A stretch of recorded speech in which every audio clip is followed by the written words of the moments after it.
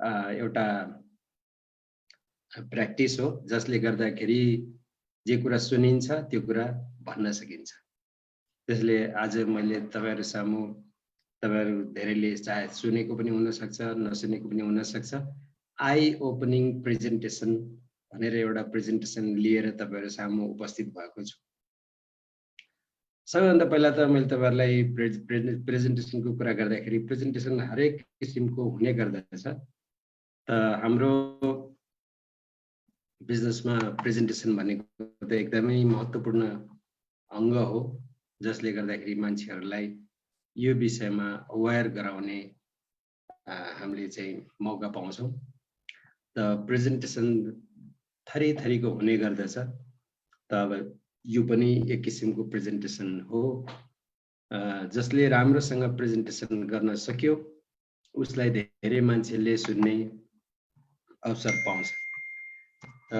त्यसैले गर्दाखेरि यो प्रेजेन्टेसन भनेको कस्तो भने मान्छेको आँखा ओपन गर्ने भनेको मतलब हाम्रो कामै त त्यही हो, अवेयरनेस क्रिएट गर्ने काम हो हाम्रो। त मान्छेको आँखा ओपन गर्ने भनेको उसको त्यो कन्सेप्ट उसकोमा छैन होला, त्यो कन्सेप्ट हामीले उसलाई दिने हो। त त्यो कन्सेप्ट जब नयाँ कन्सेप्टले पाउँछ सायद फलो गर्छ होला भन्ने हामीले हरेक तर्फबाट कोसिस गर्न चाहिँ जरुरी हुन्छ।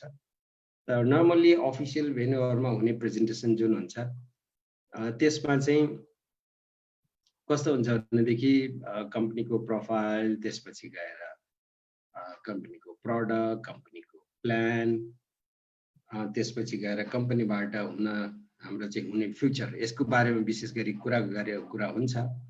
तर यो भनेको चाहिँ प्रेजेन्टेसन कस्तो किसिमको छ भनेदेखि पर्टिकुलर हाम्रो प्रोडक्टहरुलाई फोकस गरेर त्यसका त इन्डिभिजुअल प्रोडक्टको त थुप्रै बेनिफिटहरु छन्, तर त्यो प्रोडक्टहरुबाट हामीलाई एउटा कोर बेनिफिट के चाहिँ हामीले पाउन सकिन्छ भन्ने विषयमा चाहिँ यसको चाहिँ प्रेजेन्टेसन छ एउटा कुरा। अर्को कुरा हाम्रो त बिजनेस भनेको प्रोडक्ट मात्रै होइन, हाम्रो बिजनेस भनेको त हाम्रो बिजनेस भनेको त के त प्रोडक्ट प्लस बिजनेस पनि छ, इन्कम पनि हुने ठाउँ छ। त्यसैले गर्दा यो हामीलाई इम्पोर्टेन्ट के हुन्छ भनेदेखि इन्कमको पार्टको बारेमा पनि कुरा गर्ने त्यतिकै इम्पोर्टेन्ट हुन्छ। त त्यसैले गर्दाखेरि यसमा यो प्रेजेन्टेसनमा चाहिँ product as well as business त्यसको बारेमा कुरा हुन्छ, तर टु दी पोइन्ट गएर कुरा गरिन्छ ताकि किनभने कतिपय मान्छेहरुलाई कस्तो हुन्छ भनेदेखि सधैँ एउटै कुरा सुनिराख्नु भन्दा अर्थात् सधैँ एउटै कुरा भनिराख्नु भन्दा मान्छेलाई डिफ्रेन्ट तरिकाबाट भनियो भनेदेखि कसैलाई कुनै कुराले टच गर्छ, कसैलाई कुनै कुराले टच गर्छ। त्यसैले गर्दाखेरि यहाँ चाहिँ 5 वटा प्रोडक्टको बारेमा 5 वटा बिजनेसको बारेमा जुन किसिमको हामीले यसमा चाहिँ प्रेजेन्टेसन को स्लाइड बनाएको छौं यसलाई चाहिँ हामीले अलिकति राम्रोसँग बुझेर त्यही किसिमको प्रेजेन्टेसन गरियो भनेदेखि धेरै मान्छेहरुलाई हामीले कभर गर्न सकिन्छ जस्तो चाहिँ मलाई लागेको कारणले गर्दाखेरि चाहिँ मैले यो प्रेजेन्टेसनको नाम नै आई ओपनिङ प्रेजेन्टेसन भनेर चाहिँ राखेको। आई ओपनिङ भनेको कस्तो भनेदेखि हाम्रो कन्सेप्ट र हाम्रो बिजनेसको बारेमा त धेरै मान्छेलाई थाहा छैन हेर्नुस्। त्यसैले गर्दाखेरि अरे यो त थाहै छैन मलाई त यस्तो चीज रहेछ, मलाई कति वर्षदेखि म यही सिटीमा छु अथवा यही कन्ट्रीमा छु, मलाई यो विषयमा थाहा थिएन भन्ने मान्छेहरु छन् नि त, कति हामीले सुनिन्छ नि त्यस्तो। त्यसको मतलब के हो भनेदेखि उहाँहरुलाई हाम्रो कन्सेप्टको बारेमा थाहा छैन, हाम्रो प्रोडक्टको बारेमा थाहा छैन, हाम्रो बिजनेसको बारेमा थाहा छैन। त्यसैले गर्दा हामीले यो प्रेजेन्टेसनबाट चाहिँ मान्छेहरुलाई एटलिस्ट उहाँहरुको आँखा खुलाउने काम गर्न सकिन्छ जस्तो चाहिँ मलाई लाग्छ।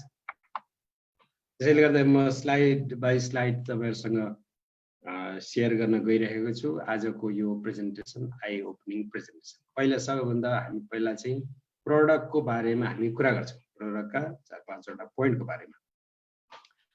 त यसलाई चाहिँ मैले न्यू प्रेजेन्टेसन मोड्युल प्रोडक्टको बारेमा भनेर चाहिँ भनेको छु। त सबैभन्दा इम्पोर्टेन्ट कुरा चाहिँ के हो भनेदेखि हाम्रो बडीमा समस्या हुने भनेको अर्थात् हाम्रो बडीलाई अनेक किसिमको रोग व्याधि लाग्ने, अनि सिस्टममा खराबी आउने कारणहरूको सबैभन्दा ठुलो कल्प्रिट भनेर चाहिँ सबैभन्दा ठुलो दुश्मन भनेर चाहिँ हामीले टक्सिनलाई चिनिन्छ। त्यो टक्सिन चाहिँ इन्टर्नल पनि हुन्छ, एक्सटर्नल पनि हुन्छ। त टक्सिन भनेको यसरी बुझौँ हामीले, कतिपय मान्छेले चाहिँ आर्टिफिसियल केमिकललाई मात्रै टक्सिन भनेर बुझ्ने गरेको छ, तर वास्तवमा टक्सिन भनेको चाहिँ यसरी हामीले बुझ्दाखेरि चाहिँ राम्रो हुन्छ। एउटा त अनवान्टेड मटेरियल भनेर, अनवान्टेड भने हामीलाई त्यो जरुरत छैन, हामीलाई चाहिँदैन, त्यो चाहिँ त्यस्ता किसिमका कुराहरूलाई चाहिँ हामीले आर्टिफिसियल केमिकल भनेर चाहिँ पुकार्न सक्छौँ। एउटा अनवान्टेड मटेरियल भयो। अर्को चाहिँ एक्सेस मटेरियल, जुन हामीलाई चाहिन्छ तर त्यो चाहिँ हामीलाई चाहिने भन्दा बढ्ता छ, त्यो पनि टक्सिन हो। जस्तो उदाहरणको लागि मैले तपाईहरुलाई के भन्नु भनेदेखि, जस्तो सुगर भन्ने जुन बिमारी हुन्छ, डायबेटिक, त्यो त सुगर बढी भएर हुने बिमारी हो। सुगर त हामीलाई चाहिन्छ, सुगर फेरि कम भयो भने पनि ताकत हुँदैन मान्छेमा, सर्टेन लेभलसम्म सुगर चाहिन्छ, तर त्योभन्दा बढी हुन थाल्यो भनेदेखि चाहिँ फेरि त्यो डायबेटिकको बिमारी भनेर भनिन्छ। त्यो चाहिँ हाम्रो कस्तो भनेदेखि चाहिने नै चिज हो, तर एक्सेस छ क्या बडीमा। त्यस भएर त्यो टक्सिनलाई चाहिँ हामीले कसरी बुझ्नुपर्छ भने अनवान्टेड मटेरियल र एक्सेस मटेरियललाई चाहिँ हामीले टक्सिन भनेर बुझ्दछौँ। अब मैले यहाँ कुरा गर्न लागिरहेको यो स्लाइडबाट चाहिँ तपाईहरुसँग चाहिँ के हो भनेदेखि, जब मान्छे जन्मन्छ, किनभनेदेखि हामीले त डिल गर्छौँ मान्छेसँग, हाम्रो प्रडक्टले पनि मान्छेको स्वास्थ्य सम्बन्धी चाहिँ डिल गर्ने काम गर्छ भनेदेखि अब हामी डाइरेक्टली मान्छे जन्म र मृत्युसम्मको कुरा गरौँ। जब मान्छे जन्मन्छ, हाम्रो चाहिँ के हुन्छ मान्यता भने, भर्खरको जन्मेको बच्चा चाहिँ वेलनेस कन्डिसनमा हुन्छ भन्ने हाम्रो मान्यता हुन्छ। हुन त अब आजकलको विभिन्न किसिमको यो लाइफस्टाइल यो छ नि, विभिन्न किसिमका चाहिँ खानपान यो तरिकाले गर्दाखेरि भर्खर जन्मेको बच्चाको पनि थुप्रै किसिमको कम्प्लिकेसन त आएको हुन्छ, तर त्यही कम्प्लिकेसन आएको कारणले गर्दाखेरि जन्मिनासाथ बच्चालाई आमासँग पनि नराखिकन इन्कुबेटरमा राख्ने के ट्रिटमेन्ट यताउति भन्ने कुराहरू हुन्छ। नेचुरल बर्थ पनि धेरै कम हुन्छ आजकल। त मैले भन्न खोजेको कुरा चाहिँ के हो भनेदेखि, जब बच्चा जन्मन्छ हामी कसरी त्यसलाई बुझ्दछौँ मान्छौँ भनेदेखि, त्यो चाहिँ वेलनेस कन्डिसनमा हुन्छ भने आमाको पेटमा एकदम सेफसँग बसेको थियो, त्यो भर्खर त्यो अर्को एउटा हाम्रो यो संसारमा चाहिँ उसले चाहिँ आँखा देख्यो अथवा उसको चाहिँ के भन्छ त ऊ एक्सपोज भयो, तर त्यति बेला चाहिँ आमाको पेटमा एकदमै सेफसँग बसेको बच्चा चाहिँ वेलनेस कन्डिसन। वेलनेस भनेको उसलाई कुनै पनि बिमारी छैन, अप्ठ्यारो छैन, त्यस्तो कन्डिसनमा जन्मिएको हुन्छ जब बच्चा जन्मन्छ।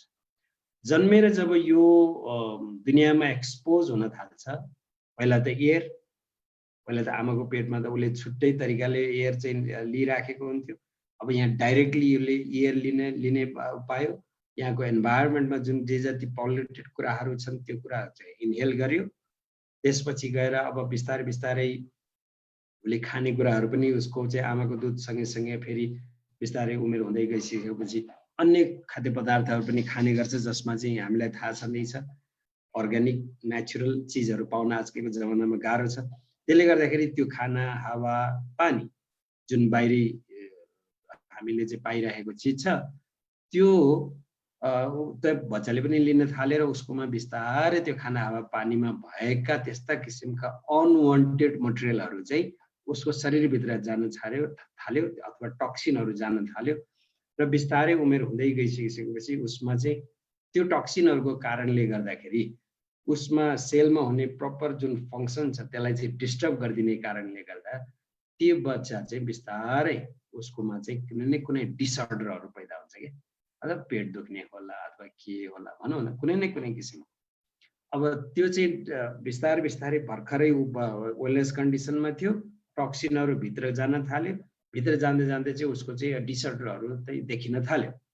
अब यो क्रम त फेरि रोकिँदैन, जति बच्चाको उमेर बढ्दै जान्छ त्यति त्यो एक्सटर्नल जुन अनवान्टेड मटेरियलहरू चाहिँ हाम्रो बडीमा चाहिँ गइरहेकै हुन्छ भने अब त्यो पहिला जुन डिसअर्डर देखिएको थियो टक्सिन जब बडीमा अझै बढी अकुमुलेट हुन्छ त्यसले सिम्पटमको रूप लिन्छ।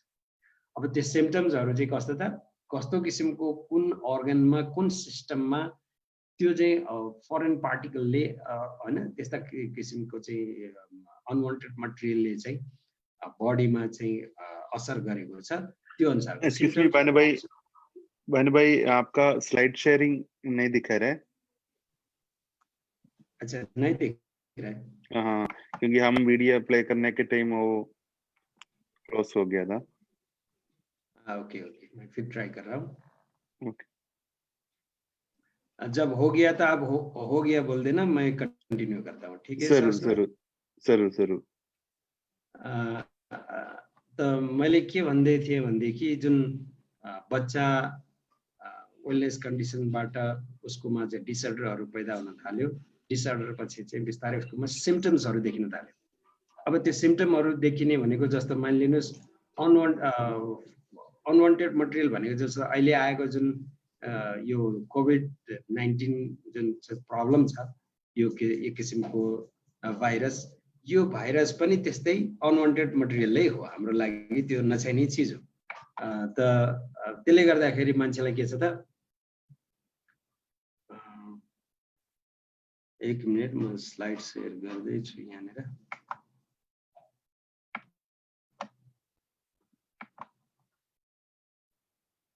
त त्यसले पनि फेरि मान्छेमा अनेक किसिमको समस्याहरू ल्याइराखेकै छ। अहिले त अब संसारकै एउटा हट के भन्छ त प्रब्लमको रूपमा यसलाई चाहिँ देखिएको छ। त्यस किसिमले मान्छेहरूले चाहिँ कन्सिक्वेन्सेसहरू भोगेका छन्।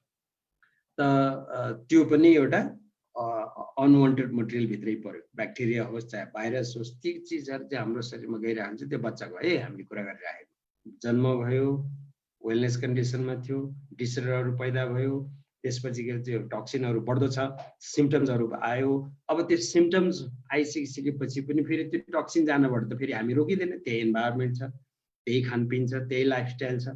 त्यसले गर्दा बिस्तारै जति जति उमेर बढ्दै जान्छ उति उति त्यो डिजिजको रूपमा, अब पहिला त सिम्पटम थियो, अब त्यो डिजिजको रूपमा कन्भर्ट हुन्छ।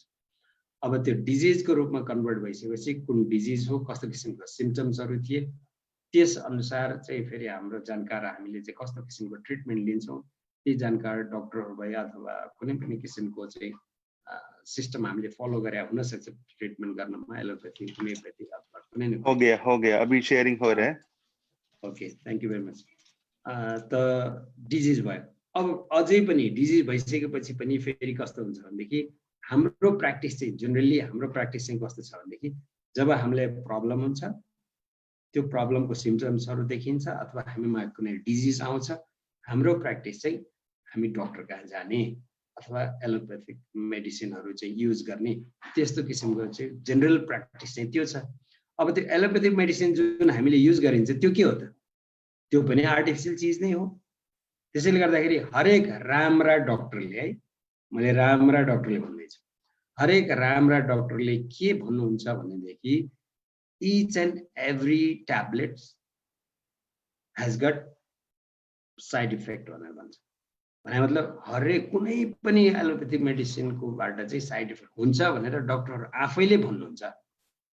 हामीले नर्मली पनि के बुझ्न जरुरी छ भनेदेखि हाम्रा चाहिँ साउथ इन्डियनका डक्टरहरू यो हामीले धेरै चिन्जान भयो डिक्सनमा आइसकेपछि, उहाँहरू चाहिँ एकदम सिनियर मोस्ट डक्टरहरू, उहाँले के हुनुहुन्छ नि साधारण त्यो जुन जुन प्यानाडोल भनेर जुन हामीले प्यारासिटामोल युज गर्छौं हरेक प्रब्लमको लागि, ज्वरो आउँदा अथवा के पेन हुँदा के हुँदा, त्यो एउटैले त्यो एक्लैले पनि हाम्रो किडनीलाई ड्यामेज गर्न सक्ने किसिमको साइड इफेक्ट हुन सक्छ भनेर भन्नुहुन्छ। भने मतलब त्यसैले गर्दाखेरि हामीले हत्तपत्ती त्यो औषधि आफै ईश्वरले आफैले कसैलाई कन्सल्ट नगरिकन हत्तपत्ती चाहिँ युज गर्न नहुने रहेछ भन्ने कुरा चाहिँ हामीले बुझ्नुपर्छ।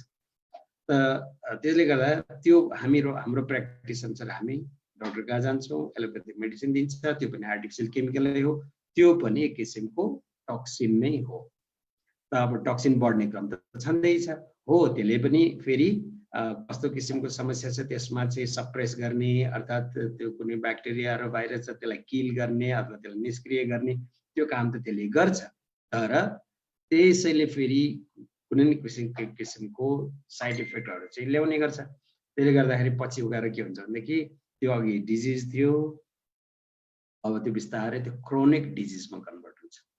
अब भनेको मतलब जिन्दगीभर त्यसलाई उपचार गरिरहनु पर्यो के, निरन्तर उपचार गरिराख्नु पर्यो। अनि अब त्यसपछि के हुन्छ त, पछि गएर अनेक किसिमका कम्प्लिकेसनहरू चाहिँ आउँछन् र मान्छेको मृत्यु हुन्छ। त्यसो भएर यो जन्मदेखिको यो मृत्युसम्मको यो लाइफ साइकल छ नि, यो तपाईँ हामी सबैको त्यस्तै हो। हेर्नुहोस्, सबैको एभरेजमा भन्नुपर्दा सबैको त्यस्तै हो। र यो एउटा चाहिँ फरक के हुन सक्छ भनेदेखि टक्सिन जाने क्रम त रोकिँदैन। हेर्नुहोस् हैन, त्यो त जान्छै जान्छ। चाहे जतिसुकै हामी धनी भए पनि, जतिसुकै हामी बलवान भए पनि, जतिसुकै हामी शिक्षित भए पनि, केही न केही किसिममा हामीले त्यसलाई छेकबार लाउन चाहिँ सकिएला, तर टक्सिन त जान्छै जान्छ शरीरमा। त्यो कसैले चाहेर पनि रोक्न सक्दैन। त्यसो भएर जन्मिँदाखेरिको बेलामा त्यो हुँदैन, पछि गएर बिस्तारै सबै मान्छेमा टक्सिन गएर त्यसै किसिमको लाइफ साइकलमा चाहिँ हामी हिँड्नु पर्छ र अन्तिममा मृत्यु त के हो त, यो त एकदम निश्चित छ। फरक के हो भनेदेखि हामी जन्मेदेखि मृत्यु हुने बेलाको सम्मको जुन टाइम पिरियड छ नि, कसैको लामो हुन्छ, कसैको छोटो हुन्छ। लामो छोटोको त कुरा छोडिदिउँ, त्यो त गडको हातमा छ। तर इम्पोर्टेन्ट कुरा चाहिँ यहाँनिर के हो भने, त्यो कसरी हामी जन्मेदेखि मृत्युसम्मको समयलाई म्यानेज गरेर कसरी हामी कम्फर्टेबल भएर बस्ने भन्ने कुरा छ कि। त्यसो भएर अब यो चाहिँ हामीले छेक्न नसक्ने कुरा पर्यो कसैले पनि, हैन, कसैले पनि छेक्न सक्दैन। यो टक्सिनलाई जान्छै जान्छ, त्यसलाई म्यानेज गर्ने मात्रै कुरा हो। र त्यो म्यानेज गर्ने कुरा चाहिँ भन्दाखेरि चाहिँ यहाँ के कुरा आयो यो पोइन्टमा भनेदेखि, यो स्लाइडमा कि टक्सिन भन्ने कुरा नै एकदमै ठुलो समस्या रहेछ हाम्रो शरीरमा। अब त्यो टक्सिनलाई म्यानेज गर्नेको लागि अब हामीले के गर्न सक्छौँ त? हुन त मान्छेको डिफ्रेन्ट तरिकाहरू हुन सक्छ, तर मलाई चाहिँ आफ्नो एक्सपिरियन्स अनुसार मैले चाहिँ के भन्न मन पराउँछु भनेदेखि, हाम्रो डिएक्सन कम्पनीले बनाएको एउटा प्रडक्ट जुन चाहिँ मास्टर प्रडक्ट भनेर चिनिन्छ, यो मास्टर प्रडक्ट ज्ञानोडर्मा चाहिँ संसारको सबैभन्दा पावरफुल डिटक्सिफाइङ एजेन्ट भनेर चाहिँ यसलाई चिनिन्छ। मसरुमलाई, यो रेड मसरुम जुन डिएक्सन कम्पनीको छ, त्यो पनि जुन चाहिँ 6 वटा रेड मसरुम मिक्स गरेर चाहिँ कम्बाइन गरेर एउटै मसरुम ज्ञानोडर्मा भनेर यसलाई चिनिन्छ, त्यो बनाइएको छ। यसमा भएको 400 भन्दा पनि बढ्ता एक्टिभ कम्पोनेन्टले हाम्रो शरीरमा अन्य पनि काम थुप्रै गर्छ, त्यो त छँदैछ। तर सबैभन्दा मोस्ट इम्पोर्टेन्ट कुरा चाहिँ के हो भनेदेखि, यसले हाम्रो बडीलाई डिटक्सिफाई गर्नमा चाहिँ पोलिस्याक्राइड्स एकदमै प्रचुर मात्रामा चाहिँ पाउने एउटा प्रडक्ट पर्यो। त्यसैले हामीले चाहिँ यो हाम्रो टक्सिन, शरीरमा जाने टक्सिनलाई म्यानेज गर्ने भनेकै हामीले चाहिँ के गर्न सकिन्छ भने यो मसरुमलाई खाइदिने। किनभनेदेखि अघि नै भनिहाल्यो, शरीरमा चाहिँ यो टक्सिन जानबाट कसैले पनि रोक्न छोक्न सक्दैन, केही न केही मिनिमाइज गर्न सक्ला। जसरी हाम्रो घरमा हामीले घरमा झ्याल त चाहिन्छ, ढोका पनि चाहिन्छ। अब झ्याल ढोका हुँदै त्यसलाई बन्द गर्दै पनि धुलोको मसिनो कणहरू भित्र छिर्दै गरेर केही समय हामीले त्यो घरलाई सफा गरिएन भनेदेखि थुप्रै किसिमको डस्ट जसरी जम्मा हुन्छ, त्यस्तै किसिमको चाहिँ हामीले बुझ्न सकिन्छ हाम्रो शरीरलाई। हाम्रो शरीरमा पनि थुप्रै किसिमका झ्याल ढोकाहरू छन्। सबैभन्दा ठुलो ढोका भनेको चाहिँ मुख, त्यसबाट चाहिँ सबैभन्दा धेरै टक्सिनहरू भित्र जान्छ रे। त्यसपछि गएर हाम्रा 9 वटा गेट भन्छ नि, त्यो 9 वटा मात्रै हैन, हाम्रो शरीरको सानो जुन रौँ उम्रेको ठाउँहरूमा चाहिँ प्वालहरू हुन्छ, त्योबाट पनि हाम्रो चाहिँ स्किनमा परेपछि ती चिजहरू बिस्तारै शरीरभित्र चाहिँ जान थाल्छ। भने त्यो टक्सिनहरू त हाम्रोमा जान्छै जान्छ। अब अहिले आएर हामीले अब त्यही टक्सिन जाला भनेर मास्क लगाएको छौँ, हैन त, चस्मा पनि लगाएको छौँ, त्यसपछि हातमा पन्जा पनि लगाएको छौँ। बार फेरि त्यो हाम्रो फेसमा कतै कन्ट्याक्ट होला भनेर हात धुने गरेको छौँ, सेनिटाइजर युज गरेका छौँ, हैन। अर्थात् यो हेल्थ वर्करहरू जुन छ, उनीहरूले त पिपिई छुट्टै किसिमको डिजाइन गरिएको शिरदेखि पाउसम्म छपक्कै किसिमले ढाक्ने किसिमको चाहिँ त्यो प्रोटेक्टिभ इक्विपमेन्टहरू युज गरेका छन्। त्यो के हो त, त्यही अनवान्टेड मटेरियललाई, ब्याक्टेरिया भाइरसलाई शरीरभित्र जानबाट चाहिँ कम गर्न कोसिस गरेको, तैपनि डाक्टरहरू मरिरहेका छन्, नर्सहरू मरिरहेका छन्, हेल्थ वर्करहरू मरिरहेका छन्। भनेको मतलब के त हामीले केही अघि नै मैले भनिहालेँ केही कम चाहिँ हामीले गर्न सक्छौँ तर जानबाट चाहिँ कसैले पनि रोक्न नसक्दो रहेछ भन्ने कुरा त यसबाट पनि प्रुभ भइसकिसक्यो। त्यसो भएर अब हाम्रो चाहिँ उपाय के हो त भनेदेखि शरीरलाई क्लिन गर्ने, त्यो जान्छ शरीरलाई क्लिन गर्ने अथवा त्यसको इम्युन पावरलाई बढाउने। यो प्रडक्ट जुन हाम्रो मास्टर प्रडक्ट छ क्यानाडोरमा यसको चाहिँ मेन काम भनेकै शरीरमा इम्युन पावर बढाउने र शरीरमा गएका त्यस्ता टक्सिक मटेरियलहरू अथवा अनवान्टेड मटेरियलहरू एक्सेस मटेरियलहरूलाई चाहिँ हाम्रो शरीरबाट बाहिर आउने काम गर्दाखेरि त्यसले के हुन्छ जस्तो घरमा हामीले कुचलाइराखे जस्तो कि झाडु लगाइराखे सफा गरिराखे जस्तो त्यस्तो चाहिँ इन्भाइरोमेन्ट हुन्छ र हाम्रो यो जुन छ यो चक्र लाइफको चक्र यो सायद हामीलाई सिम्पटम्सहरू आउनु पर्दैन, सायद हामीलाई डिजिज आउनु पर्दैन, सायद हामीलाई कम्प्लिकेसन हुनु पर्दैन। त्यसैले यो प्रडक्ट युज गर्नु भनेको के हो भनेदेखि हाम्रो शरीरमा जाने टक्सिनहरूलाई म्यानेज गर्ने र जतिन्जेल हामी बाँच्छौँ कम्फोर्टेबल भएर बाँच्ने यो चाहिँ एउटा उपाय हो। त्यसकारण अब हामीले प्रेजेन्टेसन यति गरिसकेपछि मान्छेलाई हामीले सोध्न सक्छौँ यदि तपाईँसँग अर्कै किसिमको कुनै ओपिनियन तपाईँको छ कि कुनै आइडिया तपाईँको छ कि यो विषयमा भनेर सोद्धाखेरि उहाँले के जवाफ दिनुहुन्छ त्यसबाट फेरि हामी कुरालाई अगाडि बढाउन सकिन्छ। मलाई लाग्छ यस तरिकाले हामीले चाहिँ यसलाई भनियो भनेदेखि अब उहाँलाई चाहिँ मसरुम खानुपर्ने रहेछ कि रहेनछ भन्ने कुरा चाहिँ प्रष्ट हुन सक्छ र सायद मसरुम खाने उहाँले चाहिँ डिसिजन गर्न हुन सक्छ। त हामी चाहिँ के भन्छौँ भनेदेखि योभन्दा अलि फरक ढङ्गले गरिराखेका हुन्छौँ, सायद मान्छेलाई त्यो कुरा डाइजेस्ट नहुन पनि सक्छ। यहाँ भनिएका कुराहरू त एकदमै यो प्र्याक्टिकल कुराहरू हुन्, नेचुरल कुराहरू हुन्, यसमा कुनै जोड घटाउ छैन, यो सिधा सिधा कुरा छ। त्यसकारण यो सिधा कुरा मात्रै हामीले मान्छेको दिमागमा हाल्न सकियो भनेदेखि सायद मलाई लाग्छ त्यो मान्छेहरू मसरुम खानालाई अथवा त्यसलाई कन्टिन्यू गर्नलाई रेडी हुन्छन्। त्यसैले अब म चाहिँ अर्को स्लाइडमा प्रवेश गर्न जाँदैछु। त्यो चाहिँ हो के त भनेदेखि हाम्रो कतिपय मान्छेहरू कस्तो हुन्छ भनेदेखि यिनीहरू यो डिएक्सन गर्ने मान्छेहरू खास त्यति पढे लेखेका छैनन्, अर्थात् एउटा कस्तो भने लो प्रोफाइलको मान्छेहरूले गर्ने खालको बिजनेस हो भन्ने खालको कन्सेप्ट बिर गरेर बसेका छन् के उनीहरूले दिमागमा। त्यस्ता मान्छेहरूलाई चाहिँ यो पोइन्टले काम गर्छ जस्तो मलाई लाग्छ। सेकेन्ड स्लाइड जुन छ जुन चाहिँ के हो भनेदेखि बडीको मेटाबोलिजम जुन मेटाबोलिक प्रोसेस जुन छ त्यो प्रोसेस भन्दाखेरि चाहिँ शरीरमा हुने सेललाई गर्ने ड्यामेजेसहरूको बारेमा। किनभनेदेखि हामीले खालि हाम्रो प्रडक्टले चाहिँ मान्छेहरूलाई कम्फोर्टेबल हुन्छ अर्थात् रोग लाग्न दिँदैन, अथवा रोग लागिसकेका मान्छेलाई पनि बिस्तारै त्यो नेचुरल हिलिङ पावर बढाएर शरीरमा त्यो बिस्तारै हिल हुँदै जान्छ भन्ने कारणले गर्दाखेरि हामी रोगी मान्छेहरू खोज्दै हिँडेका चाहिँ हुन्छौँ। वास्तवमा त्यस्तो गर्नु ठिक होइन। त्यसले गर्दाखेरि के हुन्छ भनेदेखि मैले के भन्छु भने हाम्रो मार्केट साँगुरो हुन्छ, किनभने संसारमा रोगी मान्छे जुन चाहिँ ट्रिटमेन्ट गरिरहेका छन् त्यस्ता मान्छेहरू निरोगी मान्छेहरूको दाँजोमा कम छन् जसले ट्रिटमेन्ट गरिरहेका छन् होइन। त त्यसले गर्दाखेरि हामीले हाम्रो मार्केट चाहिँ साँगुरो बनाइरहेको छ। हाम्रो मार्केटलाई फराकिलो बनाउनको लागि चाहिँ के गर्नुपर्छ हामीले भनेदेखि कि हामीले हरेक मान्छेलाई चाहिँ यो प्रडक्टको चाहिँ जरुरत पर्छ भन्ने किसिमको हामीले कुरा गर्यौँ भनेदेखि ती मान्छेहरू हाम्रो चाहिँ एउटा मार्केट ठुलो बन्न सक्छ, ती मान्छेहरू चाहिँ हाम्रो प्रडक्ट कन्ज्युम गर्न सक्छन्, बिजनेस भोल्युम बढ्न सक्छ।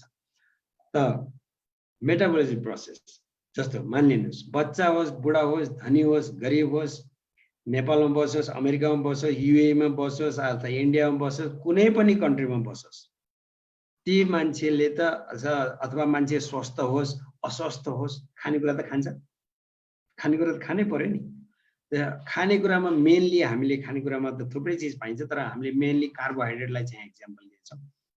कार्बोहाइड्रेट मान्छेले खान्छ होइन, खानै पर्छ, त्यो हरेक चिजमा धेरै कार्बोहाइड्रेटै हुन्छ। हामीले नर्मली खाने जुन कन्ट्रीको मान्छे भए पनि खानेकुराहरू कार्बोहाइड्रेट चाहिँ खान्छ, खानै पर्छ खाना। सँगैसँगै अक्सिजन पनि लिनै पर्छ, अक्सिजन नलि बस्ने कोही छ त्यो संसारमा, अक्सिजन पनि लिनै पर्छ। अब हरेक मान्छेको शरीरमा चाहिँ फेरि 37 डिग्री सेल्सियसको चाहिँ टेम्परेचर मेन्टेन भएको हुन्छ। अब त्योभन्दा टेम्परेचर बढ्यो भनेदेखि फेरि मान्छेलाई अन्य के रोग पो लाग्यो कि अहिलेको कुरा भन्ने हो भने त झन् कोरोना पो लाग्यो कि भन्ने खालको कोरोना भाइरसले कोभिड-19 पो बिमारी भयो कि भन्ने खालको चाहिँ मान्छेलाई शङ्का हुन सक्छ। त्यसो भएर 37 डिग्री सेल्सियसको टेम्परेचर त बडीमा मेन्टेन भएको हुन्छ। कार्बोहाइड्रेट खायो, अक्सिजन चाहिँ इनहेल गरिराखेकै हुन्छ अनि यो बडीको टेम्परेचरको यो कन्डिसनमा चाहिँ एउटा केमिकल रियाक्सन हुन्छ बडीमा। त्यो रियाक्सनबाट चाहिँ एनर्जी पैदा हुन्छ जुन चाहिँ हाम्रो शरीरले डिफ्रेन्ट किसिमको चाहिँ फङ्सन गर्नमा चाहिँ युज गर्छ। अनि त्यसपछि गएर यहाँ कार्बन डाइअक्साइड तपाईहरुले यहाँ छुटेछ फर्मुलामा, तपाईहरुले चाहिँ याद गर्नुभयो हुन्छ। कार्बन डाइअक्साइड चाहिँ निक्लन्छ जुन चाहिँ हामी सास फेरेर छोड्छौँ हैन। लिँदाखेरि अक्सिजन लिन्छ, जाँदाखेरि कार्बन डाइअक्साइड जान्छ। कार्बोहाइड्रेट अक्सिजन हामीले र यो टेम्परेचरमा चाहिँ एनर्जी पैदा भयो। कार्बन डाइअक्साइड चाहिँ हामीले एक्सहेल गर्यौं र यतिसम्म चाहिँ पहिलाका डाक्टर साइन्टिस्टहरुले भन्थे के, तर अहिलेका डाक्टर साइन्टिस्टहरुले चाहिँ के भन्छ भने त्यो कुरा हो भनेको मतलब के हो त, कार्बोहाइड्रेट अक्सिजन लिने हो, 37 डिग्री सेल्सियस टेम्परेचर पनि हुन्छ। त्यो कन्डिसनमा चाहिँ बडीमा एक किसिमको केमिकल रियाक्सन हुन्छ, त्यो रियाक्सनबाट चाहिँ एनर्जी पैदा हुन्छ र कार्बन डाइअक्साइड हामी फाल्छौँ भन्ने कुरा पहिला जुन डाक्टर साइन्टिस्टहरुले भन्थे त्यो कुरा हो। तर अहिले आएर चाहिँ अहिलेका साइन्टिस्टहरुले के पनि भन्छन् भने प्लस अर्को पनि एउटा कुरा आउँछ, त्यसलाई भन्छ फ्री रेडिकल। फ्री रेडिकल भनेको चाहिँ यस्तो हो, तपाईहरुले यसरी बुझ्नु होला। अक्सिजन चाहिँ स्प्लिट जब हुन्छ हैन, त्यो चाहिँ अक्सिजनको केमिकल फर्मुला चाहिँ O2 भनेर हुन्छ। अब O2 भनेको मतलब अक्सिजनको दुईटा एटम मिलेर एउटा अक्सिजनको मलिक्युल बने हुन्छ। अब त्यो जब अक्सिजन स्प्लिट हुन्छ भने मतलब त्यो मलिक्युल जब स्प्लिट हुन्छ त्यो एटम बन्छ। त्यो एटम भनेको O, सिंगल O, जुन चाहिँ फ्री हुन्छ, एकदमै अनस्टेबल हुन्छ अरे के। शरीरमा चाहिँ जसुकै भाग्छ, त्यो जहाँ पनि भाग्न सक्छ र जहाँ पर्छ त्यो शरीरमा। कहाँ पर्छ त, शरीर भनेपछि हामीले के बुझ्नुपर्छ, सेल बुझ्नुपर्छ। किनभने हाम्रो शरीरको युनिट पार्टिकल भनेकै सेल हो। त त्यो कहाँ पर्छ, हाम्रो बडीको सेलमा पर्छ। तब जहाँ पर्छ त्यो त्यसले ड्यामेज गर्छ। ड्यामेज मतलब त्यो सेलमा पनि भित्र एउटा न्यूक्लियस भन्ने चिज हुन्छ, त्यो न्यूक्लियसलाई ड्यामेज गरिसकेपछि त्यो चाहिँ सेल मर्यो। त्यो मर्यो, सेल मर्नु भनेको के हो त, अब त्यो डेड सेल भयो। जब जति डेड सेलहरु बडीमा त्यसरी चाँडै जम्मा हुन्छ त्यसलाई चाहिँ क्यान्सर भनेर चाहिँ चिन्ने गरिन्छ आजकल। त भनेको मतलब यहाँनिर के आयो भनेदेखि कुरा, कार्बोहाइड्रेट खाइन्छ, अक्सिजन लिन्छ, 37 डिग्री सेल्सियसको टेम्परेचर पनि बडीमा हुन्छ, एनर्जी पनि पैदा हुन्छ, कार्बन डाइअक्साइड पनि निक्लिन्छ, फ्री रेडिकल पनि निक्लिन्छ, जसले चाहिँ हाम्रो बडीको सेललाई चाहिँ ड्यामेजेस गर्ने काम हुन्छ। यो कुरा कसलाई, बिमारीलाई मात्रै होइन, यो सबैलाई, बच्चादेखि बुढासम्म सबैलाई। अझ फेरि इन एडिसन थप कुरा यसमा के छ भनेदेखि हाम्रो जस्तो अहिलेको लाइफस्टाइल छ नि, अहिलेको जुन लाइफस्टाइल छ, अहिलेको जुन खानपिन छ, त्यो खानपिनमा मानिलियो जस्तो कस्तो भनेदेखि frozen food, junk food, fast food हैन, विभिन्न किसिमका आर्टिफिसियल केमिकलहरु चाहिँ बाट कम्बाइन भएका खानेकुराहरू र त्यसमा भएका प्रिजर्भेटिभ, त्यसमा भएका एसेन्स, आर्टिफिसियल एसेन्सहरु, फ्लेभरहरु, ती कुराहरुले चाहिँ के हुन्छ भनेदेखि त्यस्ता खानेकुराहरु जब हामीले बढ्ता खाइन्छ, अहिले त्यस्तै नै खाइराखिया छ, त त्यसको कारणले गर्दाखेरि यो फ्री रेडिकल भन्ने जुन चीज छ, यसको चाहिँ बढ्दो चाप छ अरे के बडीमा। भने मतलब यो धेरै प्रोड्युस हुन्छ, धेरै निक्लन्छ अरे बडी। अब त्यो धेरै निक्लिनुको मतलब के हो त, धेरै सेललाई ड्यामेज हुनु हो। त्यसले गर्दाखेरि आजकल अब हाम्रो नेपालीहरुमा माझमा कुरा गर्दाखेरि चाहिँ पहिला चाहिँ बीपी कोइरालालाई थ्रोटको क्यान्सर थियो भन्ने कुरा चाहिँ एउटा कहानी जस्तो लाग्थ्यो के मान्छेलाई। तर अहिले चाहिँ यो क्यान्सर भन्ने चीज चाहिँ घर-घरको कहानी भन्ने जस्तो भएको छ। तब हामीले महसुस गरेकै जानेकै कुरा हो। जेन्ट्सहरुमा प्रोस्टेट क्यान्सर अलिकति उमेर भएपछि, लेडिजहरुलाई ब्रेस्ट क्यान्सर, अनि त्यसपछि गएर ब्रेस्टमा त हैन, ओभरीतिर पनि के समस्या, अनि त्यसपछि गएर मान्छेको अनेक थरीका क्यान्सर, कसैको बोन क्यान्सर, कसैको ब्लड क्यान्सर, कसैको स्किन क्यान्सर, अनेक थरीका क्यान्सरहरू अहिले घर घरमा पैदा भइराखेका छन्। मेन कारण चाहिँ के भने यो फ्री रेडिकल चाहिँ बढ्ता प्रोड्युस हुनु भएको कारणले गर्दाखेरि। अब यहाँनिर चाहिँ समस्या के आयो त के देखियो भनेदेखि बडीको मेटाबोलिजम प्रोसेस भनेर यसलाई तपाईहरुले यसरी बुझ्नु होला। हामीले त खानेकुराहरू जुन खान्छौं, खानेकुरा खाइएको खानेकुराहरूबाट हाम्रो शरीरलाई चाहिने र हाम्रो शरीरले चिनिएका सिस्टमले चिनेका र चाहिने चीजहरू हाम्रो शरीरले लिन्छ। जुन कुरा हाम्रो शरीरलाई चाहिदैन त्यो कुराहरूलाई चाहिँ उसले फेरि बिस्तारै हाम्रो एक्सक्रिसन सिस्टमबाट चाहिँ दिशा पिसाब पसिना यस्तोबाट चाहिँ निकालेर पठाइदिन्छ। त्यो जुन प्रोसेस खानेदेखि लिएर गएर एक्सक्रिसन सिस्टमसम्म पुग्नेसम्मको जुन प्रोसेस हुन्छ त्यसलाई चाहिँ मेटाबोलिजम प्रोसेस भनेर चाहिँ बुझ्नु होला तपाईहरुले। त यो प्रोसेस चाहिँ हुँदाखेरि यो चाहिँ मैले अघि नै कुरा गरेँ फ्री रेडिकलको कुरा, यो एकदमै आजकल संसारकै सबभन्दा ठुलो समस्या भएर गएको छ। यसको कारणले गर्दाखेरि यो क्यान्सरको पनि अब हाम्रो देशमा पनि अहिले त एकदमै बढ्दो किसिमले चाहिँ यो इन्क्रिज भइराखेको छ क्यान्सरको समस्या। अब यहाँ समस्या के रहेछ त फ्री रेडिकलको समस्या रहेछ र हामीले अघि पनि कुरा गर्यौं कस्ता चीजहरुबाट चाहिँ अझ बढ्ता चाहिँ यो फ्री रेडिकलहरु चाहिँ पैदा हुन्छ भने हो गर्ने के हामीले मान्छेलाई यति भनिसकेपछि एउटा क्वेशन राख्न सक्छु, are we aware of free radicals भनेर। तपाईलाई यो फ्री रेडिकल्सको बारेमा थाहा थियो भनेर चाहिँ हामी सोध्न त मिल्यो नि कसैलाई यो कुरा भनिसकेपछि। अवश्य पनि मलाई लाग्छ धेरै कम मान्छेलाई मात्रै थाहा छ यो फ्री रेडिकल्स भन्ने बारेमा क्या। अब गर्ने के त खाना खान छोड्ने भएन, अक्सिजन लिन छोड्ने झनै भएन, अनि बडीको टेम्परेचर त्यति हुनै पर्छ नत्र हस्पिटलाइज हुनुपर्छ। अनि त्यसपछि गएर यो गर्दा गर्दै मात्रै पनि त फ्री रेडिकल आउँदो रहेछ भन्ने कुरा बुझिसकेपछि अब यो फ्री रेडिकललाई कन्ट्रोल गर्ने चीज अथवा त्यसलाई म्यानेज गर्ने यस्तो चीज हामीलाई चाहियो जसले चाहिँ हामीलाई यो फ्री रेडिकलको चाहिँ खतराबाट चाहिँ बचाउन सकोस्। तपाईहरुको जानकारीको लागि मैले के भनौं भनेदेखि यस्ता जुन हाम्रो ग्यानोडर्मा स्पिरुलिना भन्ने खालको देखि लिएर गएर थुप्रै किसिमको हर्ब्सहरु संसारमा एकदमै हाई प्राइसमा चाहिँ बिक्री भइरहेको छ। यसको कारण के हो भनेदेखि त्यसमा चाहिँ त्यसको मेजर कम्पोनेन्ट चाहिँ एउटा अर्ग्यानिक जर्मेनियम भन्ने हुन्छ क्या। केलाई हामीले पैसा हालिरहेको त धेरै पैसा, त्यो अर्ग्यानिक जर्मेनियम त्यो पनि प्योर डिएक्सएम जस्तो प्योर छ भने त अझै पनि त्यसको किम्मत त हुने नै भयो। त्यो अर्ग्यानिक जर्मेनियम तपाईहरुले कुनै गुगल गरेर चाहिँ हेर्न सक्नुहुन्छ अर्ग्यानिक जर्मेनियम भने के हो भनेर। त त्यो अर्ग्यानिक जर्मेनियमले चाहिँ मा चाहिँ एन्टी क्यान्सर इफेक्ट हुन्छ क्या, अथवा क्यान्सरलाई बचाउन सक्ने अथवा फ्री रेडिकललाई चाहिँ म्यानेज गर्ने पावर चाहिँ त्यो अर्ग्यानिक जर्मेनियममा हुन्छ। त्यो हुन त फेरि टमाटोमा पनि हुन्छ, हामीले खाइने थुप्रै किसिमका जुन चीजहरु छ डे टु डे लाइफमा त्यो चीजहरुमा हुन्छ, तर कति त एकदमै सूक्ष्म एकदमै कम एकदमै न्यून हुन्छ के त्यसमा। तर हाम्रो ग्यानोडर्मामा भन्ने हो भनेदेखि अब यसलाई चाहिँ नाप्ने एकाइ पनि यसको पीपीएम भन्ने छ, पार्ट्स पर मिलियन भनेर। जमाने मतलब मिलियनमा त्यति पार्ट्स भनेको क्या। जस्तो उदाहरणको लागि हाम्रो चाहिँ यो एलोभेरा भन्छ नि, कतिपय मान्छेलाई थाहा छ, एउटा म नाम त लिन्न तर अमेरिकन एउटा कम्पनी छ उसको चाहिँ मास्टर प्रोडक्ट चाहिँ त्यो एलोभेरा चाहिँ छ। त्यो एलोभेरा पनि मान्छेले किन युज गरेर त्यही अर्ग्यानिक जर्मेनियमको लागि पैसा तिरेको हो। त्यसमा त्यो अर्ग्यानिक जर्मेनियम चाहिँ 275 ppm हुन्छ